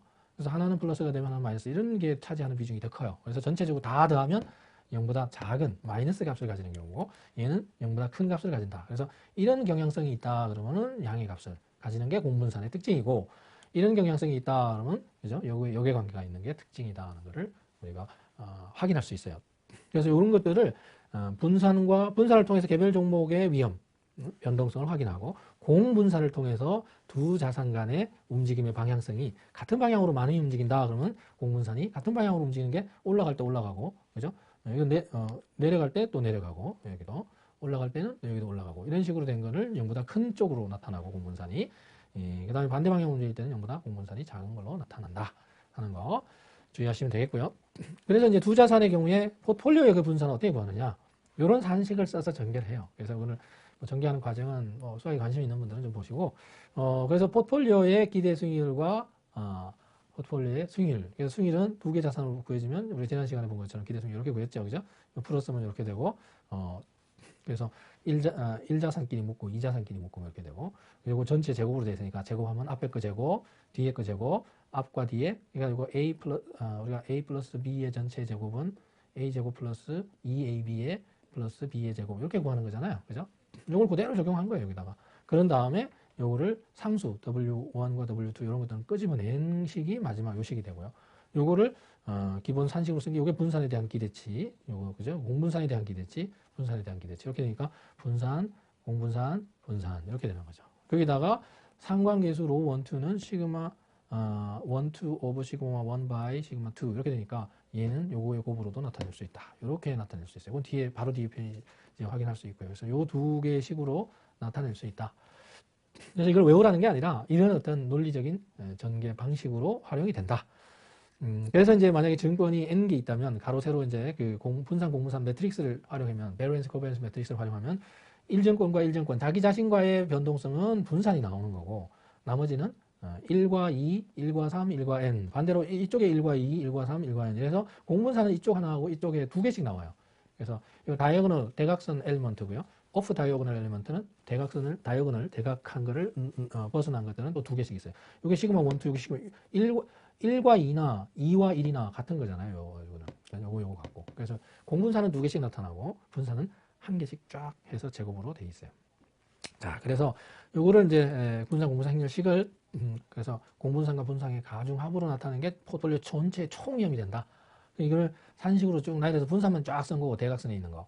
그 다음에 대각선 밖에 있는 오프 다이어고널 엘리먼트는 두 개씩 다 있다. 1과 2, 1과 3, 1과 4, 1과 n까지 2와 3, 2와 4, 2와 n까지 3과 4, 3과 n까지 4와 5, 4와 n까지 이런 식으로 쭉 끝까지 다 한 것을 시그마 노테이션을 쓰면 이렇게 WI, WJ의 공분산 시그마 IJ 이렇게 쓰고 이 공분산은 역시 시그마 이 상관계수 로 IJ는 시그마 IJ 나누기 시그마 I 바이 시그마 J IJ 이렇게 되니까 얘는 요거의 곱으로 나타낼 수가 있죠. 요 IJ는 그죠? 그래서 IJ 자리에 각각의 표준 편차와 시그마 I, 시그마 J와 상관계수의 곱으로 이렇게 쓸 수 있게 된다는 거죠. 이걸 이제 식이 조금 막 수학적으로 나와서 그런데 이런 절차적인 거는 한번 눈으로 확인하고 뭐 외울 필요는 없고요. 그래서 그 정도로 해서 이제 포트폴리오의 분산 공분산까지 우리가 구해낼 수 있고 이거를 조금 뜯어서 쓰면 가중치 WI, WJ 이렇게까지 썼는데 이거를 분산은 분산끼리 또 공분산은 공분산끼리 이렇게 분리를 시키면 가중치 WI라는 투자 비율을 n분의 1 각각의 종목에 적어도 한 개씩은 투자한다. 그럼 100주면 100분의 1, 10주면 10분의 1, 5주면 5분의 1 이렇게 가중치를 WIJ 자리에 똑같이 n분의 1을 집어넣고 이걸 써보면 n은 n분의 1은 종목 수는 상수니까 앞으로 끄집어낼 수 있잖아요. 이렇게 끄집어내서 이렇게 써보니 요거는 여기서는 어떻게 변형했냐면 n분의 1, n분의 1 돼 있는 거를 똑같이 n-1을 나눠주고 곱해줘 본 거예요. 그래가지고 요 식을 약간 변형을 시킨 거죠. 이렇게 하나 해가지고 앞으로 끄집어내고 요건 이렇게 그대로 밑에 하나 쓰고 그래서 이거 뭐냐면 요거는 분산의 개수고 요건 공분산의 개수예요. 요거가 왜냐하면 공분산의 개수는 분산의 개수는 이렇게 되는 거잖아요. 전체 여기에서 보시면 이쪽에 가로 세로 중에 전부 다 이 칸이 나올 수 있는 게는 n 곱하기 n개죠. 그 중에 뭐는 대각선의 개수 n개는 마이너스 n개만큼은 뭐다? 공분산이 아니라 분산이니까 우리가 공분산의 총 개수는 몇 개가 돼요? 공분산은 총 요렇게 그러니까 이렇게 돼 있고 전체 개수는 n 곱하기 n인데 그 중에 대각선으로 나오는 분산 빼면 그 중에 대각선으로 같은 게 두 개나 있죠, 그죠? 그죠? 그래서 요거를 n으로 묶으면 여기 n으로 묶으면 n-1 이렇게 묶을 수 있잖아요. 요게 총 공분산의 개수예요. n의 n-1개가 요게 n이 있으니까 묶어내고 요게 묶어내면 1만 되잖아요. 그래서 이렇게 되는 거예요. 총 개수. 그래서 공분산을 구한 다음에 공분산의 총 개수로 나누면 그죠? n의 n-1이 공분산의 개수잖아요. 요게 바로 공분산의 기대치를 구하는 산식이 돼요. 그래서 이렇게 쓰고 나머지 상수들은 이렇게 그대로 놔두고 그래서 여기 n이라는 게 투자 종목수죠. 그죠? 주식수. 그 개념으로 n goes to infinitive. n을 무한대로 보내면 요게 n분의 1. 주식수를 많이 늘려서 100개, 200개, 1000개, 많은 개 이렇게 늘렸다고 가정을 하면 한 몇천 개 했다. 그러면 이건 거의 0.0001, 거의 0에 가깝잖아요. 그래서 이거는 개별 종목의 분산은 goes to 0, 0으로 수렴하고 여기도 요거 0으로 수렴하니까 여기 1만 남죠. 1 곱하기 뒤에 건 하면 결국 남는 거는 공분산만 남는다. 이 말이 그 말이에요. 그래서 공분산만 n- 여기 결국은 E 시그마 ij 요에만 남는다. 공분산만 남는다는 거예요. 그래서 분산 투자를 하면 공통위험만 남고 개별 위험은 싹 사라지는. 그래서 이제 자산 수익률의 증가치는 포트폴리오 구성 종목 수가 증가할수록 n이 커질수록 이 값은 0에 가까워진다. 그래서 증권의 구성 종목 수가 늘어나면 증가시키면 그것을 개별 자산의 수익률 분산 위험 부분은 사라지고 수익률 간의 공분산만 공통위험만 이렇게 순수하게 남게 된다 하는 것을 우리가 알 수가 있어요. 그래서 포트폴리오 분산 투자에 의한 위험 감소 효과는 이렇게 분산 투자를 하면 개별 종목이 가지고 있는 위험은 싹 offset을 시키고 공통위험, 시장 전체가 부담하는 위험만 싹 남게 되는 그런 위험 감소 효과다. 투자자들은 분산 투자에 의해서 포트폴리오 위험을 감소시킬 수 있다. 완전 공분산. 그래서 이러한 개념을 바탕으로 해서 완전히 있는 종목 골고루 위험한 자산 전부 다 분산을 골고루 다 하면 그게 줄일 수 있는 위험을 최대한 줄인다는 의미로 완전 공분산 이론이라고 한다. 그래서 자산 수익의 분산의 기대치를 구했을 때 결국은 개별 자산과 관련된 개별 기업 고유의 위험에 의해서 결정이 되고 포트폴리오의 그 자산 수익 간의 공분산의 기대치도 개별 자산 간의 상호 간의 관계이므로 기업 상호 간의 관계에서 결정되는 위험이다. 그랬을 때 이게 위험에는 시스템 전체와 관련되는 우리나라 시장 전체가 갑자기 코로나 때문에 확 다 떨어지는 위험, 그걸 체계적 위험이라고 해요. 근데 이게 체계가 있다, 체계가 없는 위험이 있고 체계가 있는 위험이 있고 이런 의미가 아니라 영어로 시스템 전체와 관련된 위험을 systematic risk라고 하다 보니 이 systematic은 우리가 배우기로는 시스템 위험이니까 체계 systematic하다 그러고 체계적 위험 이렇게 학자들이 바꿔 놓다 보니 위험에 체계적인 게 있고 덜 체계적이지 않고 착착착 이렇게 하는 체계적 위험이 있고 그냥 지 맘대로 이런 위험이 있고 이런 게 아니라는 말이에요. 그래서 그냥 영어에서 systematic risk라는 시스템 전체가 부담하는 위험 이런 의미의 체계적인 위험이라는 뜻이고 시스템과 관련 없이 개별 기업 고유한 위험, 기업 따로따로의 위험 이런 것들을 뭐라고 하냐면 unsystematic risk. 그래서 unsystematic risk 해서 이거를 우리말로 바꾸다 보니 시스템과 관련 없는 시스테매틱 그런 거 체계적 이런 뜻으로 쓰이잖아요. 비체계적 위험이라는 용어가 붙게 된 거예요. 그래서 개별 자산에만 관련된 위험으로 분산 투자에 의해서 제거할 수 있다. 그래서 체계적 위험과 비체계적 위험의 용어 정도는 반드시 숙지를 해 두셔야 됩니다. 그래서 위험 자체가 체계적인 성격이 있고 비체계적인 성격이 이런 거라기보다는 물론 그것도 뭐 간접적으로는 의미를 해석을 억지로는 붙일 수는 있지만 기본적으로는 시장 시스템 전체, 그래서 이걸 체계적 위험은 마켓 와이드 리스크, 시장 전체 위험이라고 하고, 요 비체계적 위험은 firm specific risk, 개별 기업 고유의 위험, 이렇게 구분을 합니다. 그래서 뭐 재무관리에 아주 상세하게 나오는 부분이고, 최소 분산 포트폴리오, 이왕이면 분산은 위험을 나타낸다, 위험이 제일 적은 포트폴리오 투자 비율을 한번 구해보자. 미니멈 베리언스 포트폴리오, 그래서 MVP를 한번 찾아보자 하는 거예요. 그래서 뭐 most valuable person 할 때 그거 하고 그 약자는 같지만 내용은 그죠? 분산이 미니멈 베리언스 포트폴리오를 말한다. 그래서 포트폴리오를 구해서 이거 분산을 구하면은 여기 분산 그죠? 1자산의 분산, 2자산의 분산, 2개짜리의 공분산, 공분산 2개짜리, 2개 이렇게 되는 거죠. 여기다가 이렇게 써서 이 부분은 그냥 논리적으로 보는 거고 여러분들이 뭐 외우라고 하는 건 아니고 이렇게 해서 우리가 상관계수 1, 2는 로 시그마 1, 2 공분산을 각각의 표준 편차의 곱으로 나누는 거다 이렇게 되잖아요. 그러니까 이렇게 구하는 건 계속 반복 한 두세 번 썼잖아요. 공분산은 상관계수 곱하기 각각의 표준 편차의 곱 이렇게 곱하는 거죠. 요거는 이렇게 바꿀 수 있다. 이렇게 놓고 가중치는 얼마에 1자산에 얼마를 투자하는 게 위험이 제일 적을 때 투자 비율로 볼 수 있느냐 하는 거를 우리가 구해볼 수 있는데 요거 위험이 제일 적을 때는 이 분산이라는 식이 구해보니까 2차식이란 말이에요. 위험이라는 게 시그마 1의 제곱, 시그마 2 2차식이죠. 2차식은 곡선에 이런 형태로 돼 있을 거 아니에요. 최고차의 개수가 양이면 이렇게 되고 음이면 뭐 이런 식으로 되고 그죠? 3차식은 이런 식으로 그 극점이 2개고 뭐 이런 건 우리가 수학에서 배운 거잖아요. 그래서 여기 이제 최고차의 투자 비율이 0보다 크다고 가정을 하면 공매도 이런 거 없고 이렇게 가정하면 이렇게 이 분산이 제일 적은 점을 이게 포트폴리오 전체 분산이 0일 때 미분해가지고 기울기가 0이면 되잖아요. 그래서 미분한 거예요. 미분. derivatives sigma portfolio square 그죠? 를 구하는 거예요. 그래서 이거 W1에 대해서 그래서 구하면 이렇게 구할 수 있다. 요거 이렇게 요거에 대해서 이게 이 값이 미분 값이 이게 미분인데 미분을 해서 이게 미세한 분할 미분은 우리가 평균 변화율 순간 변화율 그걸 함수로 나타낸 게 미분이에요. 다시 말해서 우리가 기울기라는 게 평균 변화율이잖아요. 가로 얼마 변할 때 세로 얼마가 변해요. 이게 기울기죠. 그런데 이렇게 직선일 때는 기울기가 어디서 구해도 기울기가 똑같잖아요. 그러니까 한 번만 구하면 돼요.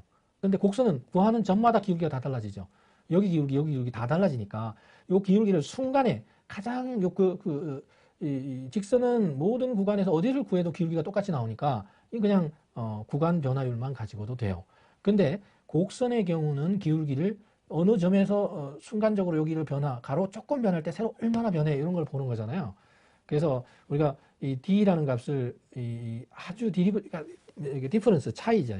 디퍼런스를 굉장히 작게 해가지고 d goes to 0 0으로 수렴해서 차이를 조금 가로로 변할 때 세로로 조금 얼마나 변하느냐 그걸 한 점에서 계속 이렇게 이어서 보는 거죠. 그게 요건 평균 변화율이라면 요거는 순간 변화율이에요. 요걸 가지고 모든 순간 변화율을 다 본다면 그걸 미분이라 그래요. 미분 함수가 되는 거죠. 함수 형태로가 되는 거죠. 그게 자체가. 그래서 그걸 한 거예요. 그래서 다 구해봤더니 0일 때 여러 군데 0 아닐 때도 있고 0인 데도 있고 0인 여기 찾아가지고 그게 미분을 구해서 기울기가 0일 때가 이게 위험을 나타내는 2차 함수인데 위험이 제일 적을 때겠지. 그래가지고 0일 때 미분해가지고 W1에 대해서 정리를 해봤더니 이렇게 됩니다. 이 과정은 뭐 미분하는 거는 y는 x의 제곱, 뭐 x의 n승 그러면은 요거는 y 프라임은 n의 x의 n-1승 이런 식으로 미분하는 거니까 그거는 한다고 치고 그렇게 해서 구해보면 W1 1 자산의 투자 비율이 나와요. 나머지는 1-W1 하면 두 번째 자산 투자 비율이 되겠죠. 그래서 그 정리를 해보면은 결국은 이런 거예요. 그러니까 첫 번째 자산의 분산, 공분산, 공분산 이런 식으로 구해낼 수 있어요. 그래서 그 특징이 1자산의 그 투자 비율 W1 스타가 붙었잖아요. W1 스타는 옵티멀 웨이티드 밸류 최적 가장 위험이 적도록 하는 게 제일 좋은 거잖아요. 그때의 1자산의 투자 비율은 분산, 공분산인데 분자에 2자산의 분산이 들어가는 게 특징이에요. 만약에 W2를 구한다 그러면 분산, 공분산 분모는 똑같고 분자가 W1의 제곱 이렇게 돼요. 이거는 제가 지금 막 설명을 이게 말로 드렸는데 그러니까 처음 보는 분들은 그냥 그 수학을 했거나 조금 아는 분들은 논리적으로 좀 따라하면 되고 이렇게 공부 오랜만에 하는 분들은 사실은 재무관리를 원래는 선수 과목으로 듣고 투자론 이제 강론으로 들어오는 거잖아요. 투자론도 하고 파생상품 시장론도 하고 이렇게 이어지는 거기 때문에 처음 요거를 보는 분들은 뭐 분산이나 상관계수 이런 게 생소한 입장에서 쉽지는 않으리라고 봅니다. 그렇기 때문에 뭔가 복습을 하셔서 반복 학습을 하시는 게 필요하다는 말씀을 드리고 이걸 외우라는 게 아니라 논리적으로 따라가서 무리가 없다. 그러면 최종 결과만 요렇다더라 하고 포스트잇을 옆에 붙여놓고 나중에 필요하면 찾아보는 정도로 알아두시면 될 것 같아요. 그리고 이제 상관계수라는 게 있는데 coefficient of correlation 두 변수가 있을 때 어떤 변수 그러니까 상수는 매 시행마다 동일한 값이 발생할 때에 우리는 그걸 상수라고 하고 변수는 어떤 시행을 했을 때 매 시행마다 서로 상이한 값이 발생할 때 그 값들을 대표하는 하나의 기호를 변수라고 한다. 그죠? 변수 x 그러면 이 x가 키를 쟀다면 키를 잴 때마다 숫자가 조금씩 다 다르거나 수익률을 잴 때마다 뭐 계속 좀 다르거나 이러면은 수익률의 변수 r이라는 게 매 시행마다 서로 상이한 값이 발생할 때 그 서로 상이한 값을 대표하는 하나의 기호를 변수라고 한다는 거예요. 그 변수들이 있을 때 A라는 종목의 수익률과 B라는 종목의 수익률이 픽스돼 있고 딱 항상 수익이 10% 이게 아닐 거 아니에요. 그럼 그 두 개의 변수가 이렇게 오르고 내리고 하는데 변수의 공통위험이라는 게 공분산이라고 공통으로 오르고 내리고 하는 게 얼마나 돼? 라는 걸 보고 싶었단 말이죠. 그래서 그걸 측정하는 게 코베리언스라고 그랬어요. 근데 그 코베리언스는 숫자가 얼마나 크면 크고 얼마나 작으면 작은지를 알 수가 없어요. 만약에 변수 X와 변수 Y가 하나는 키고 하나는 몸무게라고 한번 생각해 봅시다. X라는 게 키이고 Y가 몸무게라고 하면 키를 잴 때 한 번은 센티미터로 재고 몸무게는 한 번은 그램으로 쟀어요. 센티미터로 재면 173, 175, 185, 186 이렇게 수치가 100단위겠죠. 그람도 뭐 50kg 그러면 그죠? 그람은 킬로그램으로 했을 때 1000만큼 더 붙잖아요. 그죠? 단위가. 이게 숫자가 커진단 말이에요. 근데 이거를 꼭 키를 센티미터로 재란 법은 없으니까 1.73m, 1.85m 이렇게 점으로 1점 이런 식으로 이것도 마찬가지죠. 그래서 단위를 다르게 했을 때 이 값이 커졌다가 작아졌다 하니까 이게 어느 게 수치를 쓰는 게 좀 표준화된 거냐 알 수가 없어요. 그래서 이것을 두 번은 플러스면 키하고 몸무게는 비슷하게 키가 크면 몸무게도 커지고 키가 작아지면 몸무게도 작아져. 이렇게 플러스가 나왔다면 공분산이 마이너스가 나왔다면 키가 커지는데 몸무게는 너무 작아져. 이런 어떤 해석을 할 수 있는 게 공분산이에요.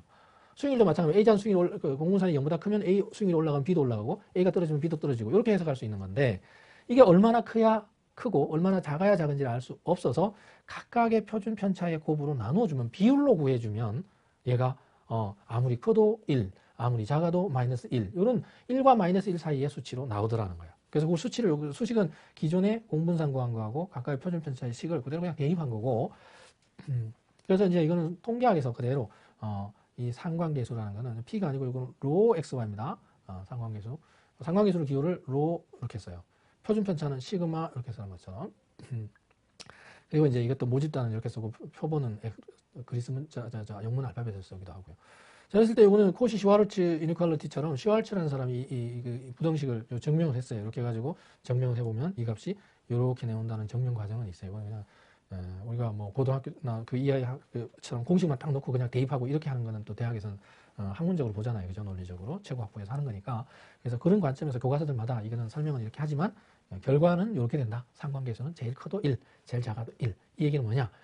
상관계수가 1이라는 얘기는 A라는 종목이 10번 올라가면 B도 10번 올라가고 A라는 종목이 10번 떨어지면 B도 10번 떨어지고 이런 얘기고 상관계수 마이너스 1이라는 얘기는 A라는 종목의 수익률이 10번 올라가면 B는 10번 내려가고 정반대로 움직인다는 얘기예요.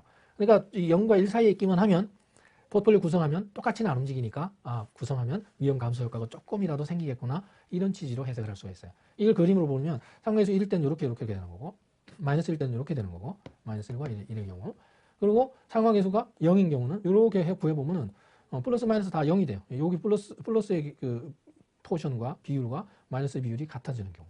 이것도 이런 식으로 그리면은 여기 플러스 마이너스가 상쇄가 되는 구조로 된다면 이런 경우는 상관계수가 0인 경우를 말한다. 그러니까 이 두 변수 간의 움직임의 방향성을 보여주는 게 공분산이고 그래서 플러스 마이너스는 해석이 돼요. 공분산은. 그 공분산에서 움직임의 방향성의 강도까지도 요거는 움직임의 방향성 플러스 마이너스 의미가 있다.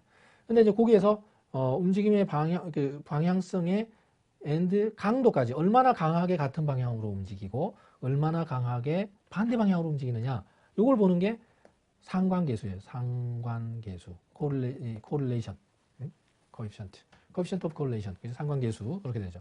그래서 상관계수는 1이면 아주 100% 강하게 같은 방향으로 움직이고 마이너스 1이면 정반대 방향으로 움직이고 이런 걸 의미한다.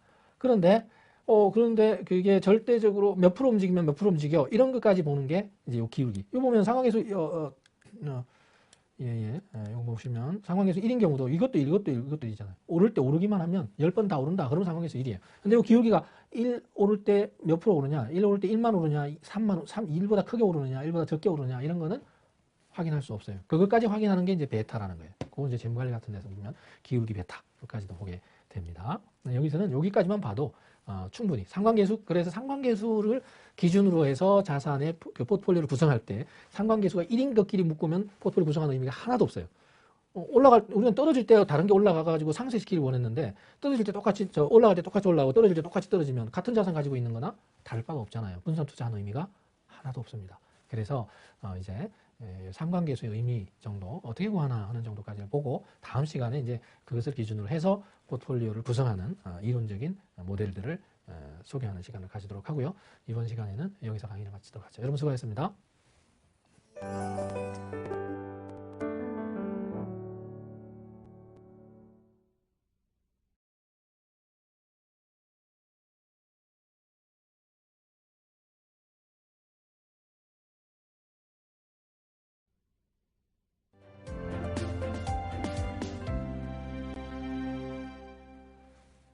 네, 안녕하십니까. 이번 시간에도 이제 지난 시간에 이어서 포트폴리오 이론의 연장선에서 다루게 되는데, 지난 시간에 바로 직전에 배웠던 게 이제 포트폴리오 위험을 측정하는 방법으로 이제 분산을 구한다 그랬는데, 그 분산이 사실은 이제 통계적인 개념이다 보니까 뭐 시그마, 상관계수, 로 뭐 이런 용어들이 사용이 되는데, 뭐그 용어는 뭐 한 2, 30분 잠깐 들었다고 완전히 여러분들이 충분히 소화하기는 쉽지는 않겠죠. 그렇지만 이런 분야에서는 일상으로 쓰이는 전문 용어이기 때문에 재무 관리를 들었던 분들도 그렇고 그렇지 않았다고 하더라도 반복 학습을 하셔서 꼭 숙지를 하셔야 되는 개념이라고 생각을 하시고 중요도 있게 꼭 복습을 해 두시기를 한 번 더 당부를 드리고요.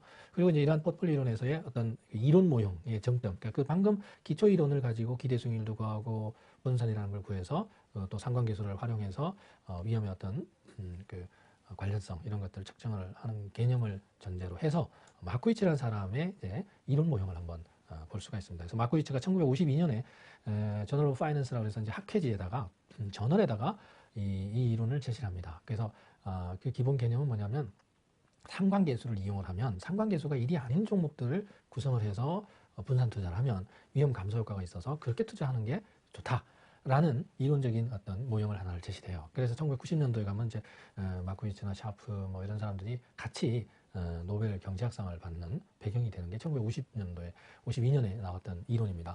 그래서 한번 보시면 마코이츠라는 사람의 어떤 기본 전제는 출발은 이 상관계수라는 개념에서 출발합니다. 그래서 우리가 지난 시간에 뭐 슈왈츠 이니퀄리티 같은 걸 이용을 해서 증명을 수학적으로 해보니 그건 우리가 모르겠고 어쨌든 그렇다고 하는 참고 자료를 봤고요. 그랬더니 그걸 가지고 해보니 상관계수는 이런 어떤 제일 커도 1, 제일 작아도 마이너스 1, 일반적으로는 그 사이에 이렇게 세 가지 카테고리로 범주를 나눌 수 있더라.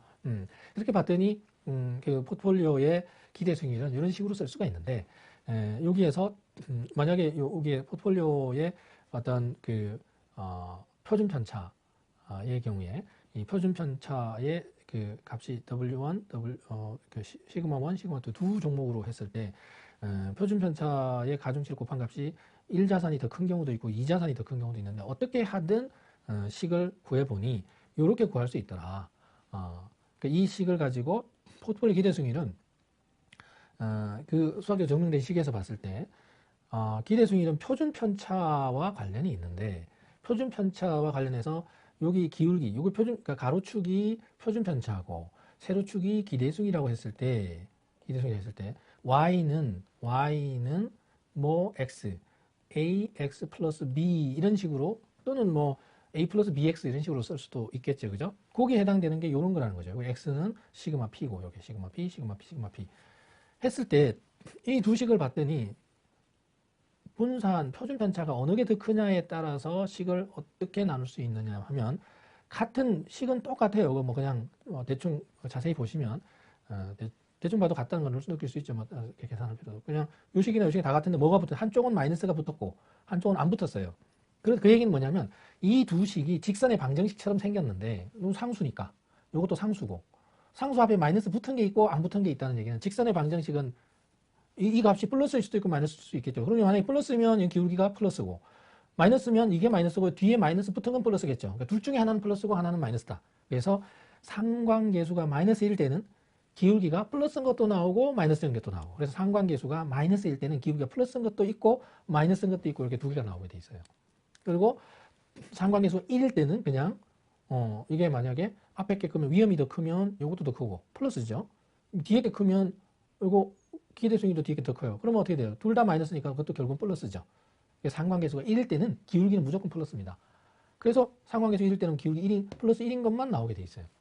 그래서 이런 어떤 사이 그 관계가 되고 마이너스 1과 1 사이에 있을 때는 개념적으로 상관계수가 1인 경우보다 왼쪽으로 이 포트폴리오의 위험이 상관계수가 둘 다 똑같이 움직이는 것보다 똑같이 움직이지 않는 게 둘을 모아놨을 때 포트폴리오 구성했을 때 위험이 조금이라도 적겠죠. 왜냐하면 상관계수 만약에 0.9다 그러면 A라는 종목이 1이라는 종목이 10번 올라갈 때 나머지 한 종목은 9번 올라가고 한 번은 떨어지거나 가만히 있거나 그러니까 위험이 조금이라도 차이가 나죠. 그죠?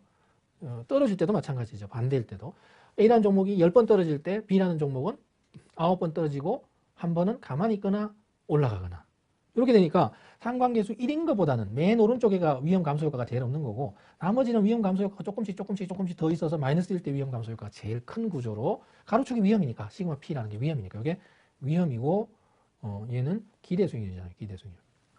그래서 이런 그림을 그릴 수 있는데 1일 때와 마이너스 1 때는 너무 극단적이니까 일반적으로는 그냥 가운데 있는 이런 곡선의 모양이 가장 일반적이다 하는 거예요. 그래서 이제 가장 포트폴리오 이제 3개 자산을 구성할 때 한번 구해보면 이렇게 직선일 때가 아니라 A와 C 이렇게 2개의 종목이 있다고 가정을 하면 또 B까지 3 종목이 있다고 가정을 하면 이걸 한번 가지고 보자는 거죠. 그래서 포트폴리오를 구성할 때 3개의 자산을 가지고 A, B, C 3개의 자산을 가지고 A와 B 가지고 50% 돼 있는 종목을 포트폴리오 X라고 하자.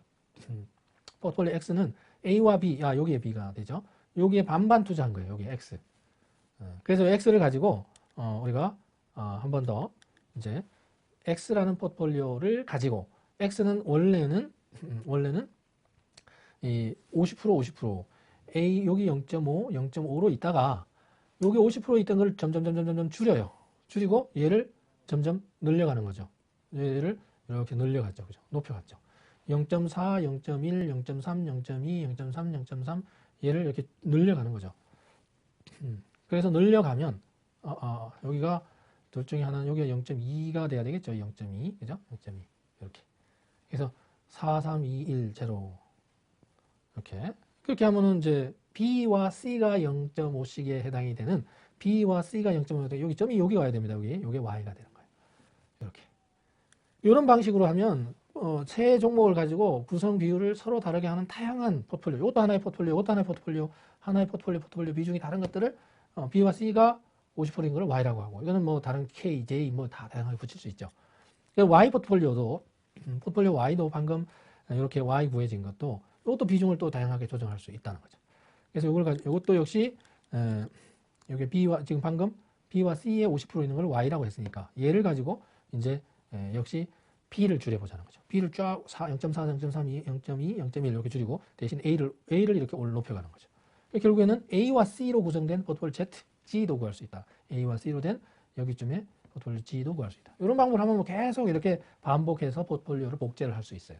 다양하게 리플리케이션 만들어낼 수 있습니다. 그래서 다양하게 많은 포트폴리오 만들어내고 그것을 이제 우리가 뒤에 가면은 점으로 찍을 수 있어요. 이렇게. 점으로 찍을 수 있는데 그것을 여기서 한번 제가 그리면 이렇게 해서 다양한 이렇게 점으로 찍을 수 있어요. 이렇게 다양한 포트폴리오 점들을 만들어낼 수 있다는 거죠. 그래서 그러한 다양한 점들을 가지고 이제 우리가 평균 분산 이론이나 최소 분산 이론 이런 것들을 적용을 해볼 수가 있다는 겁니다. 그래서 미리 한번 그림을 한번 보면 이게 꽤 길죠, 그죠? 이런 걸 이제 만들어낼 수 있다는 거예요. 여기는 뭐 아주 기계적으로 찍었는데 어쨌든 이런 점들을 방금 그 논리로 상관계수만을 이용을 해서 우리가 상관계수 1이 아니기만 하면 출발 자체를 어떻게 할 수 있다? 약간의 곡선 모양으로 할 수 있는데 그 곡선 위에서 다양한 포트폴리오를 이렇게 구성을 할 수 있다는 거죠. 그 구성한 점들을 여러 개를 반복하면 결국에는 그것이 하나의 점들로 이렇게, 그죠? 점들 쭉 나타날 수 있다는 거죠. 이걸 가지고 이제 최종적으로 그러면 어떤 이 중에 하나 골라야 되는데 어떤 게 골라야 하는 게 좋을까? 그것이 바로 최소 분산 지배 원리라고 하는 맨 뒤쪽에 가면 나오는 그 기준으로 포트폴리오를 정하면 제일 좋아. 이런 말이 이제 여기서 배울 내용의 후반부가 됩니다. 그래서 이렇게 다양한 포트폴리오 구성할 때 상관계수라는 개념을 가지고 출발을 했다. 그래서 이걸 가지고 수학적으로 조금 전에 뭐 다양한 어떤 배경적인 그런 산식의 도출 과정 이런 걸 해서 상관계수 도출하고 이렇게 해서 증명을 해서 1952년에 마쿠이치라는 사람이 여기부터는 마쿠이치 포트폴리오 이론을 만든 사람이 제안을 한 거죠. 포트폴리오 구성할 때 상관계수가 서로 1이 아니기만 하면 구성을 했을 때 위험 감소 효과가 조금이라도 생기고 그 중에 여러 개 조합 중에서 그래도 맨 왼쪽 게 제일 좋아 뭐 이런 말을 뒤에서 이제 하게 됩니다. 자, 그래서 마쿠이치라는 사람 이름이고요. 이 포트폴리오 이 사람이 이제 논문을 쓸 때 이런 가정을 했다는 거예요. 그래서 우리는 항상 이 논문의 가정들을 이 주장에 마쿠이치 포트폴리오 이론이 뭐 전문가의 투자는 교과서 같은데 기본적으로 나오니까 투자자는 주식수익률 확률 분포를 고려해서 투자한다. 확률 정보라는 게 있어야 기대치 같은 걸 구할 수 있거든요. 기대 수익률, 그다음에 표준 편차 또는 분산 이런 걸 구할 수 있습니다. 그리고 그래서 미래 수익률은 위험 이런 것들은 기대 수익률과 표준 편차라는 이런 통계적인 개념을 쓴다. 그래서 우리가 앞에서 그걸 배운 거예요. 계량화하고 측정해서 그 기대 수익률과 표준 편차를 기준으로 기대 수익이 크고 표준 편차는 위험은 작고 이런 걸 골라야 된다는 거고 투자자는 위험 회피형이고 기대 효용 극대화를 추구한다. 사람들은 위험 싫어한다는 걸 전제로 해야지 위험 높은 걸 좋아한다 그러면 이제 선택할 수 있는 기준이 이제 복잡해지는 거예요. 그래서 합리적인 일반적인 사람들은 위험 싫어하고 기분이 좋은 걸 좋아한다. 그래서 기대, 효용, 만족 이런 게 극대화되도록 의사결정을 주식 포트폴리오를 선택을 한다. 이런 논리입니다. 그게 바로 이제 최소 분산 지배 원리라고 해요. Minimum Variance Dominance Principle, MVDP라고 하는 베리언스, 분산, 표준 편차 이게 제일 적을수록 미니멈일수록 그게 다미넌트하다, 지배한다는 얘기예요. 그래서 Minimum Variance Dominance Principle이라고 하는 최소 분산 지배 원리라는 걸 적용을 하면 최적의 포트폴리오를 어떻게 선택하느냐를 보여준 그 논문을 쓴 사람이 마코이치라는 거예요. 자, 그래서 평균 원산 원리. 이것도 이제 많이 뒤에 가면 가정을 하는데 요거는 아주 중요한 그 논리이고 어렵지만 상대적으로 조금 내용이 임팩트가 있는 내용이고 중요도가 있어서 이건 자세히 또 설명을 조금 이따가 드리도록 하고요. 자, 그래서 투자자들은 미래에 대해서 동질적인 기대를 가진다. 사람들이 개별 자산의 수익률이 예상 수익률이 얼마고 예상 위험은 표준편차 분산은 얼마고 이거를 계산하는 사람마다 다 다르게 계산해내면 이 모형 쓸 수가 없어요.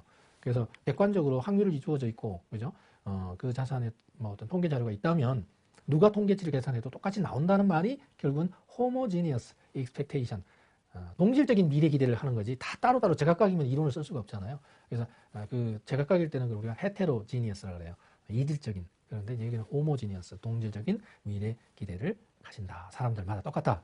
투자 대상 위험은 위험자산만 있다. 무위험자산 없다고 가정해요. 그래서 이게 한계여서 나중에 이제 무위험자산까지 도입해서 CAPM 같은 거를 이제 만들어냅니다. 그래서 이제 그 사람들도 CAPM 만들어내는 사람이 샤프, 린턴, 모신 뭐 이런 사람들인데 그 중에 샤프라는 사람, 이름을 가진 사람이 이제 이 마쿠이치하고 같이 53년, 54년에 이때 나온 모형을 가지고 90년대, 1990년에 노벨 경제학상을 받게 됩니다. 그래서 포트폴리오는 비중이 상당히 인정받는 중요도가 있는 그런 모형으로 이해하시면 될 것 같고요. 시장은 완전 자본 시장이다. 퍼펙트 캐피탈 마켓. 아주 중요하죠. 10개, 여기 안에는 10가지도 넘는 또 다른 세부적인 하부의 가정을 담고 있어요. 그래서 완전 퍼펙트 캐피탈 마켓, 완전 자본 시장이란 말은 딱 이 말을 딱 쓰는 순간 논문 쓰는 사람이 또 연구하는 사람이 리서처가 훨씬 편해져요. 완전 자본 시장이라는 이런 가정을 담고 있어요. 뭐 시장에 세금도 없고 거래 비용도 없고 인플레이션도 없고 이자율 변화도 없고 차입 이자율과 대출 이자율도 다르지 않고 무제한 무위험 이자율로 차입도 할 수 있고 무제한 공매도 가능하고 그리고 사람들은 누구나 다 시장에서 프라이스 테이크다. 가격 수용자다. 프라이스 메이크는 없다. 가격을 조작하는 사람 없다고 가정하는 거예요. 그리고 자산은 무제한 잘게 쪼갤 수 있다. divisibility. 잘게 쪼개서 0.001원 단위로도 연속성이 있다는 거고요.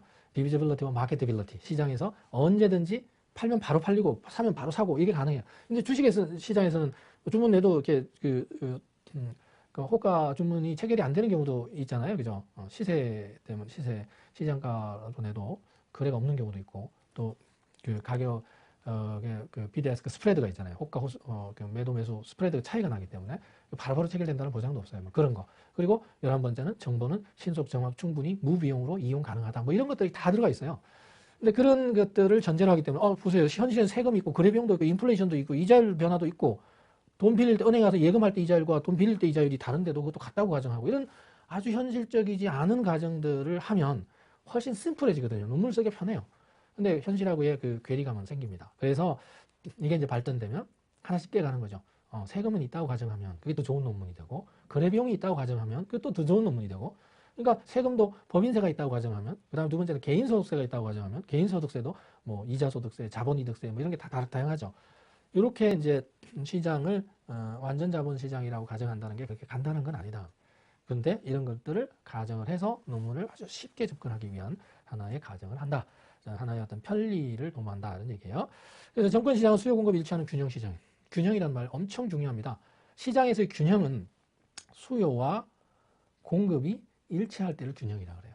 수요 공급이 일치하지 않으면 뭐가 되냐면 수요 공급이 일치할 때는 어떤 게 성립하느냐면 이 말은 아주 중요한 게 일물일가의 원칙이 성립한다는 말이에요. 경제학에서. The law of one price. 일물일가의 원칙이 성립한다. 일물일가의 원칙. The law of one price. 무슨 얘기냐면 하나의 물건에는 하나의 가격이다. 근데 예를 들어서 금이 있는데 순도 99.9%의 1kg의 금이 있는데 우리나라에서 그 금 가격하고 미국에서의 금 가격이 다를 수 있죠. 환율 감안하고 그 나라의 시장 이자율 뭐 이런 거 다 감안해도 괴리가 조금씩 생길 수 있어요. 그러면 어떻게 됐어요? 금이 좀 비싼 나라에서 비트코인도 그렇잖아요. 우리나라. 그죠? 김치 프리미엄 붙었다고 그러고 뭐 이런 것처럼.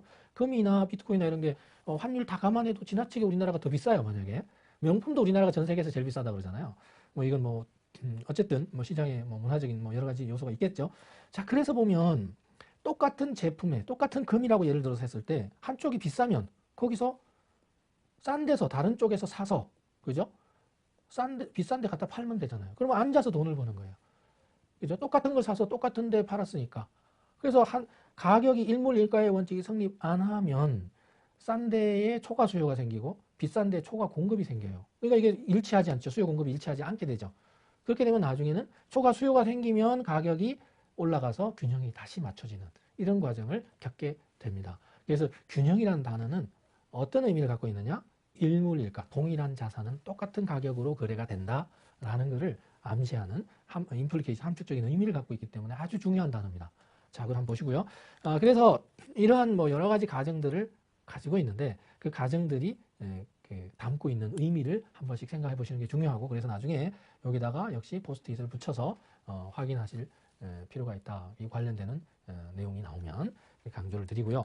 자, 그래서 이제 포트폴리오와 관련해서 포트폴리오는 필요한 정보의 양이 얼마나 되느냐. 개별 정권의 기대 수익률 N개, 종목마다 다 있어야 되겠죠. 분산 N개. 그리고 공분산은 우리가 몇 개요? 자, 종목이 1부터 쫙 해서 N개 있고 1부터 쫙 해서 N개 있으면 분산, 공분산 다 합치면 총 N 곱하기 N개라고 그랬죠. N 곱하기 N개.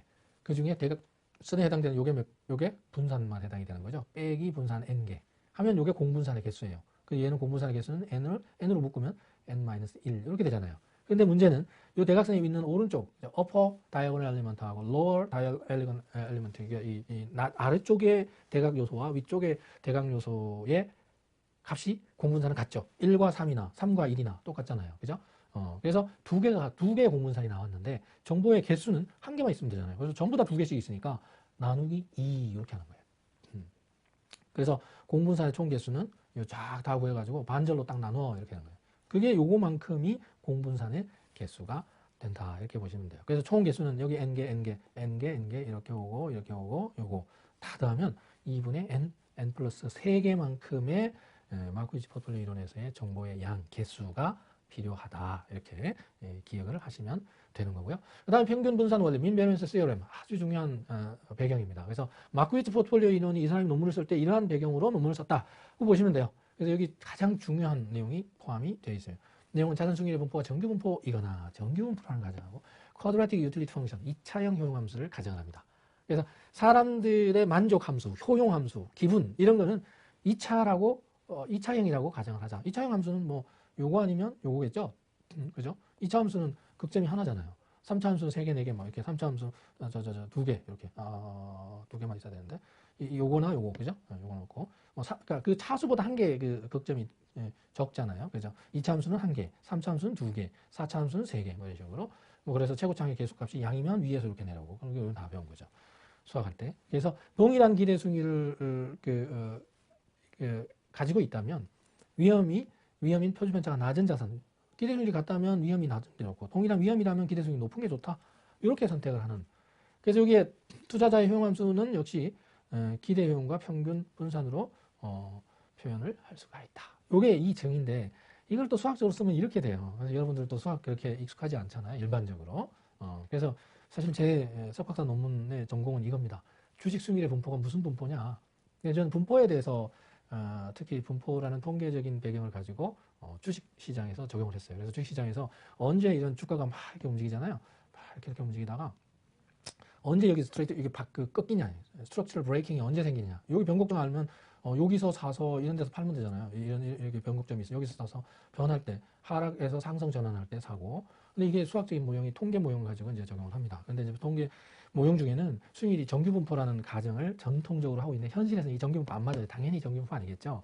그래서 정규분포는 벨 쉐입의 종 모양으로 이런 모양이 돼 있다면 그거를 나타내는 함수가 이 함수예요. 이게 저 분포 함수 중에서는 연속 확률 분포 중에서는 가장 심플한 거예요. 시그마 2파이의 2의 마이너스 2분의 1의 시그마 r 마이너스 뮤의 제곱. 요 함수가 가장 간단한 함수입니다. 그래서 다시 말해서 여기 파이는 3.141592고 2는 2.7182828이라고 하는 자연대수의 그죠? 미수 개념이고. 그러니까 파이와 그 파이하고 E 이런 것들이 우리가 뭐 재무 관리할 때 이런 거는 E 같은 거 배우잖아요, 그죠? 연속 복리 할 때 이런 거 배우는 것처럼 이런 건 다 상수고 뭐만 있으면 뮤와 시그마라는 평균과 기대치죠. 기대치와 표준 편차만 있으면 그 데이터에 예상되는 기대 수익률과 표준 편차만 있으면 수익률 R의 확률값을 구해낼 수 있다는 거죠. 그게 이제 정규 확률 밀도 함수를 이용하는 수익률의 분포를 설명하는 거고, 그걸 이용하면 결국은 평균 분산만 가지고 있으면 수익률의 어떤 효용 함수를 이 expected utility of R이라고 씁니다. 이렇게 나타낼 수 있다는 건데, 여기서는 재무관리보다는 시간을 더 많이 비중을 두고 설명하기는 어렵고, 요거는 참고하시고, 다만 정규 분포를 이용을 하면 개별 투자자들의 기대 효용은 평균과 분산으로 평균, 분산 이런 걸로 나타낼 수 있다. 평균 분산 아니고 파이하고 E도 들어있는데요. 그건 상수다 이런 얘기예요. 수학에서. 그렇게 이해하시면 돼요. 그래서 요거 E와 일정한 값을 나타내는 상수고, 나머지 평균과 표준 편차 또는 분산만 할 수 있으면 기대 효용은 평균 분산만 주어지면 계산해낼 수 있다, 수치로. 그거를 이제 요걸로 보여주는 거죠. 그리고 이제 2차형 효용 함수, quadratic utility function, 2차형 효용 함수의 경우도 역시 요렇게 2차식이 최고차의 개수가 양 C라고 하고 이렇게 쓰면 이 1차, 2차 상수 이렇게 있을 때 이 2차 함수잖아요. 이걸 효용 함수 구해보면 효용 함수가 이렇게 2차형인데 여기 구해보면은 여기 기대치 구하는 거잖아요. 기대 효용 구하는 거니까. 그러면 상수는 어차피 기대치 구해도 상수고 여기는 평균 뮤에 해당이 되고 이렇게 되니까 평균 분산으로 다 나타낼 수 있죠. 그래서 이런 방식으로 이제 기대 그 수익률을 분산이나 기대 수익률을 활용해서 구할 수 있다. 근데 여기 분산은 역시 이렇게 나타나니까 이 분산은 좀 이렇게 구할 수 있고 각각의 기대치 구하면은 그 기대치에 해당되는 것들을 요 자리에 들어가는 것들을 요걸 이용할 수도 있고요. 그렇게 해서 이제 구해내면 그래서 여기는 전체 제곱이니까 앞에 거 제곱, 뒤에 거 제곱, EAB 여기에 기대치 각각을 취하면 이렇게 되고 여기에서 얘와 대체할 수 있잖아요. 요거하고는 ERJ는 시그마 J 표준 편차의 제곱과 평균의 제곱. 그래서 그거와 요거와 요거가 서로 이제 상쇄가 되는 거죠. 여기 두 개는 뮤 하나가 있는데 그 분산을 이용하면 이렇게 구할 수 있다.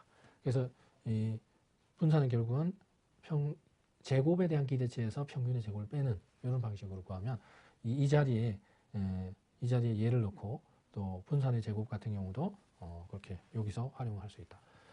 그래서 이거 뭐 산식 계산하는 거는 개별적으로 해보세요. 제가 설명 하는 거 여러분들 한 번씩 눈으로 이렇게 따라하면서 손을 써보면 될 수 있을 것 같고, 또 이거는 뭐 정명이 된 거니까 참고용으로 보시되, 어쨌든 기대 효용은 여기 U는 utility 목숨 utilities 효용이라는 뜻이에요. 만족도를 나타내는 그 사람들의 어떤 그 효과적인 사용을 통해서 기분이 느껴지는 정도를 계산할 때 2차 함수로 하겠다라는 건데, 이제 이런 거에 한계는 있어요. 이제 단점은 재무관리에서 그런 거 다 배우죠. 사람이 효용하면서 그렇게 단순해? 2차형으로 딱 설명할 수 있어? 그때그때 기분이 다 달라지는데. 그래서 이제 사실은 증명하기 위해서 수학자들은 단순화시킬 수밖에 없잖아요, 학자들은. 그래서 이제 이런 재무관리 학자가 단순화시켜서 한 겁니다. 그런데도 불구하고 논리적으로 설명이 잘 되니까 이것을 받아들이게 되는 거죠. 자, 그래서 중요한 거는 여기서 이 수식이 중요한 게 아니고 첫 두 줄. 자산수익의 분포가 정규 분포이거나 투자자의 효용함수가 2차형이면 투자자의 기대 수익률은 요 문장, 요거가 아주 중요합니다.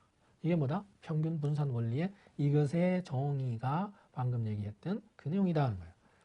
mean variance theorem, 자산수익의 분포가 정규 분포이거나 투자자의 효용함수가 2차형이면 개별 투자자들의 기대 효용은 평균과 분산으로 표현할 수 있다. 트랜스포메이션 나타낼 수 있다. 전환할 수 있다. 그 뜻이 평균 분산 이론이에요. mean variance theorem. 그래서 이 내용은 다음 정평균 분산 이론을 설명한 것으로서 적절한 것은 또는 적절하지 않은 것은 했을 때 제가 지금 말씀드린 것 계속 반복해서 이거 할 때마다 말씀드리는데 맞는지 보세요. 자산수익의 분포가 정규 분포이고 투자자들의 효용함수가 2차형이면 개별 투자자들의 기대 효용은 평균과 분산으로 나타낼 수 있다. 트랜스포메이션 변환할 수 있다.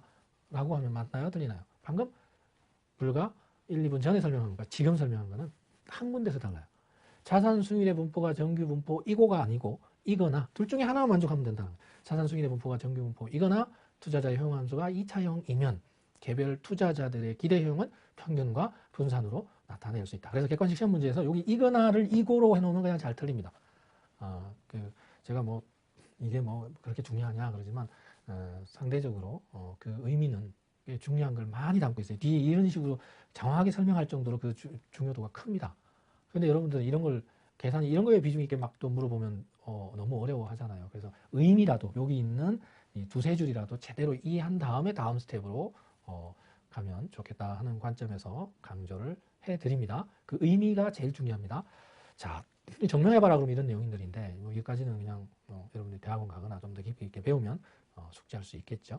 자, 그렇다면 이제 사람들은 위험 회피형, 일반적으로 투자자들은 위험을 싫어하는 것이 일반적이다. 물론 카지노에 가서 위험 있는 데 가서 막 열광하는 사람도 있어요. 그 위험 없는데 시세에서 난 그런 거 못하겠다 이런 사람도 있습니다. 근데 그런 사람들은 일반적이라고 보지 않고 노멀한 위험이 있는 걸 싫어하는 사람을 전제로 우리가 설명할 수 있잖아요. 그래서 그런 위험 회피형 투자자들, 위험 회피형 투자자의 효용함수, 만족을 느끼는 그 형태를 패턴을 함수로 나타내 보자. 그래서 위험이 커지면 위험 한 단위씩 이렇게 증가하면 처음 위험 한 단위 증가했을 땐 보상을 요만큼 줘도 돼요. 두 번째는 좀 더 많이 줘야지 그 위험. 다시 말해서 여기 A라는 종목과 B라는 종목과 C라는 종목과 D라는 종목이 있다고 했을 때 A라는 종목은 위험이 요만큼이고 수익이 요만큼이에요. B라는 종목은 위험이 이만큼 더 늘어나요? 그런 대신에 수익은 더 높아져야지 당연히. 위험이 늘어났으니까. 위험에 대한 보상을 요구한다. 그러니까 예금, 국공채나 정기예금처럼 위험이 없는 무위험 자산에 투자할 때는 이자를 한 2, 3%만 줘도 예금하는 사람이 위험 좀 더 있는데 거기 투자하라고 유인하려면 돈을 더 빌려주세요라고 하는 대신에 이자를 더 줘야 된다. 회사채에는 이자가 국공채나 이런 정기예금보다 이자를 더 줘야지 사겠죠. 위험이 있으면. 또 위험이 또 더 늘어나면 한 단위가 똑같이 한 단위 늘어나는데 그 요구하는 폭은 더 커지고 더 커진다는 거예요. 위험의 누적 양이 많아질수록 추가적으로 위험하는 단위가 커지기 때문에 그걸 굉장히 잘게 쪼개서 연결하면 이런 곡선 모양으로 나오는 게 일반적인 위험 싫어하는 사람, 리스크 어버트라 그러죠. 리스크를 싫어하는 투자자들의 효용함수의 특징이더라. 이렇게 설명을 하는 겁니다. 그런데 이제 서로 다른 사람, 어떤 사람은 위험을 싫어하는데 more risk avert가 있고 less risk avert가 좀 더 많이 위험을 싫어하는 사람이 있고 조금 덜 위험을 싫어하는 사람이 있더라. 그건 기울기의 차이로 나타나더라.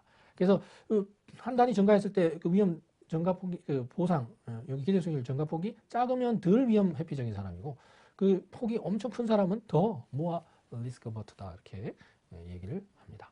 자, 그래서 이제 개별 자산의 선택 기준은 이왕이면 동일한 기대수익 위험이 적으면 좋고 동일한 위험이면 기대수익이 높으면 좋아. 이게 바로 최소 분산 지배 원리라는 거예요.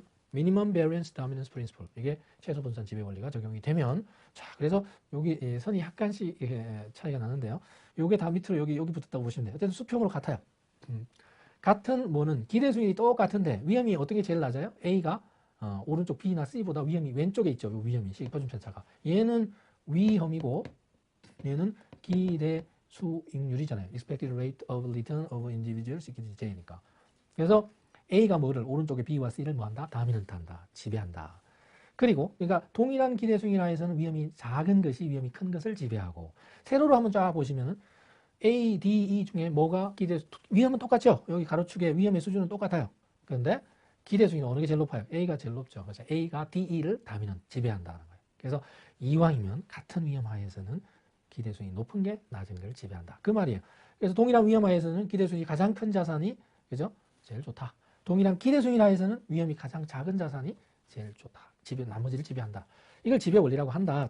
자, 그렇게 보면 투자자의 최적 선택은 이렇게 효용함수가 이렇게 있는 사람은 얘 할래, 뭐 아니면 D 어느 거 할래 그러면은 효용함수는 조금 전에 위험 회피형 투자자의 효용함수 이렇게 된다고 그랬는데 어느 게 좋아요? 같은 위험 하에서는 맨 위에 게 기대수익이 제일 높죠. 같은 기대수익 하에서는 맨 왼쪽에 위험이 제일 적잖아요. 그래서 왼쪽 좌상향 할수록 좌상위 왼쪽 위로 위치할수록 뭐다? 효용은 더 커진다는 거예요. 그래서 여기 선택하는 것보다 똑같은 이런 패턴을 가지는 효용함수의 투자자라면 맨 왼쪽 맨 위에 있는 자산 G를 선택하는 게 가장 뭐다? 옵티멀하다. 최적 에셋 셀렉션이다. 최적 자산의 선택이 효용을 극대화하는 쪽에서 이루어진다는 거예요. 그래서 마쿠이츠의 efficient frontier. 마쿠이츠라는 사람은 우리 앞에서 보신 것처럼 상관계수를 이용했을 때 투자자의 상관계수 뭐 이렇게 1이나 마이너스 1만 극단적인 경우 아니라고 가정하면 이런 곡선을 관계에 있기 때문에 그 사이의 포트폴리오의 어떤 구성을 다양하게 10%, 20%, 30% 다양하게 한다면 무수히 많은 포트폴리오의 집합 셋을 만들어낼 수 있다. 컨비네이션을 만들어낼 수 있다. 조합을. 그래서 그게 전부 다 투자기의 집합이다. 투자할 수 있는, 선택할 수 있는 가능한, 그죠? 리저너블한 그 에셋 그 셋이에요. 투자 그 포트폴리오 셋입니다. 이 중에서 최소 분산 지배 원리 적용해 보자. 뭐를 같은 위험이라면 같은 기대수익이라면 쫙 수평으로 기대수익이 같은 거 쫙 있죠. 이 중에 맨 왼쪽에 위험이 제일 적죠. 맨 왼쪽 거 전부 다 하면 이렇게 되는데 두 번째 같은 위험이라면 얘와 얘 중에서는 어느 게 위에 있는 게 기대수익이 더 높으니까 위와 요 위에 어퍼 바운더리에 있는 요 위쪽에 경계선에 있는 요런 것들이 뭐다? 가장 효율적인 포트폴리오의 셋 집합이더라. 요거 다 전부 하나가 점 하나하나 선상에 있는 모든 게 효율적인 거니까 그거를 하나의 경계선으로 보고 마코비치의 efficient frontier라고 한다. 그래서 마코비치의 efficient frontier는 마코비치의 efficient 포트폴리오의 셋 집합이에요. 다 모아 점은 선부는 직선의 집합이잖아요. 점의 집합이잖아요. 선부는 점의 집합이니까. 무수히 많은 점들이 바로 efficient 포트폴리오고 efficient 포트폴리오를 다 연결한 것을 efficient frontier라고 한다. 그걸 누가? 마코비치가 제안했다. 그래서 마코비치의 efficient frontier라고 그렇게 얘기를 합니다. 그래서 최저 포트폴리오 선택은 방금 마코비치라고 하는 이 사람의 시장에서 efficient한 건 이거야. 근데 사람마다 효용함수는 기울기가 완만한 사람도 가파른 사람도 있고 완만한 사람도 있는데 그 사람들이 여기서 선택할 거냐 efficient한 이 빨간 선 상에 있는 것 중에서도 어느 거를 선택할 거냐는 누가? 개별 투자자가 자기의 효용, 유틸리티, 만족을 극대화할 수 있는 어디서 접점에서 왼쪽 위로 올라가다가 접점까지는 선택할 수 있지만 그 바깥으로 가면 선택 불가한 영역이잖아요. 그래서 접점까지 올라가면 효용이 제일 커지는 그런 포트폴리오의 선택이 된다. 마찬가지 오른쪽에 인베스터 2도 그죠?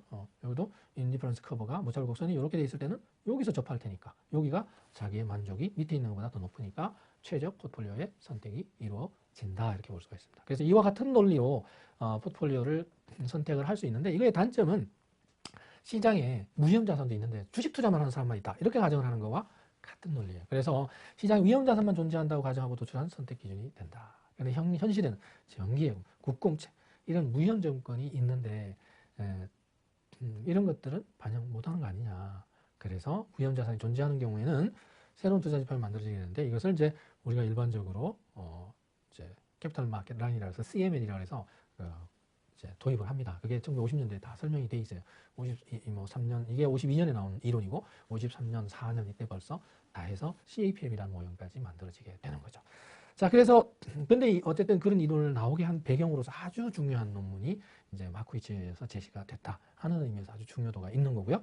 그래서 이제 마코비치의 관점에서는 포트폴리오 이론에서 무위험 자산의 존재를 이렇게 반영하지 못한 그런 한계가 있다 정도. 물론 다른 어떤 한계들도 앞에서 나오는 그런 평균 분산 원리가 비현실적이고 완전 자본 시장이라는 가정 자체도 비현실적이고 이런 것들도 있지만 그런 거보다 더 중요한 가정의 한계는 이거다. 그래서 이렇게 가정을 해서 다음에 그걸 해결하게 되니까 그 다음 프로세스에서 그래서 이 정도까지 일단은 마코비치 포트폴리오 이론의 그 전반적인 내용들을 다뤄봤고요. 그래서 여기서 뭐 여러분들이 개별 어떤 그 학습의 수준이나 어떤 전공에 대한 깊이의 정도가 다르기 때문에 할 수 있는 데까지 하고 그 내가 할 수 있는 데서 그래도 개념 한국말로 한글로 돼 있는 이해하는 정도 그 정도는 할 수 있는 것까지도 다른 게 어렵다 그러면서 놓치면 안 됩니다. 제가 앞에서 강조드렸던 그 말로 워딩으로 돼 있는 것들만큼은 두 번, 세 번 해서 숙지를 해서 그 정도는 외우지는 않더라도 포스트잇 붙여서 이해는 해놓을 필요가 있다라고 말씀드리고 물론 수학적으로 증명하고 이런 거는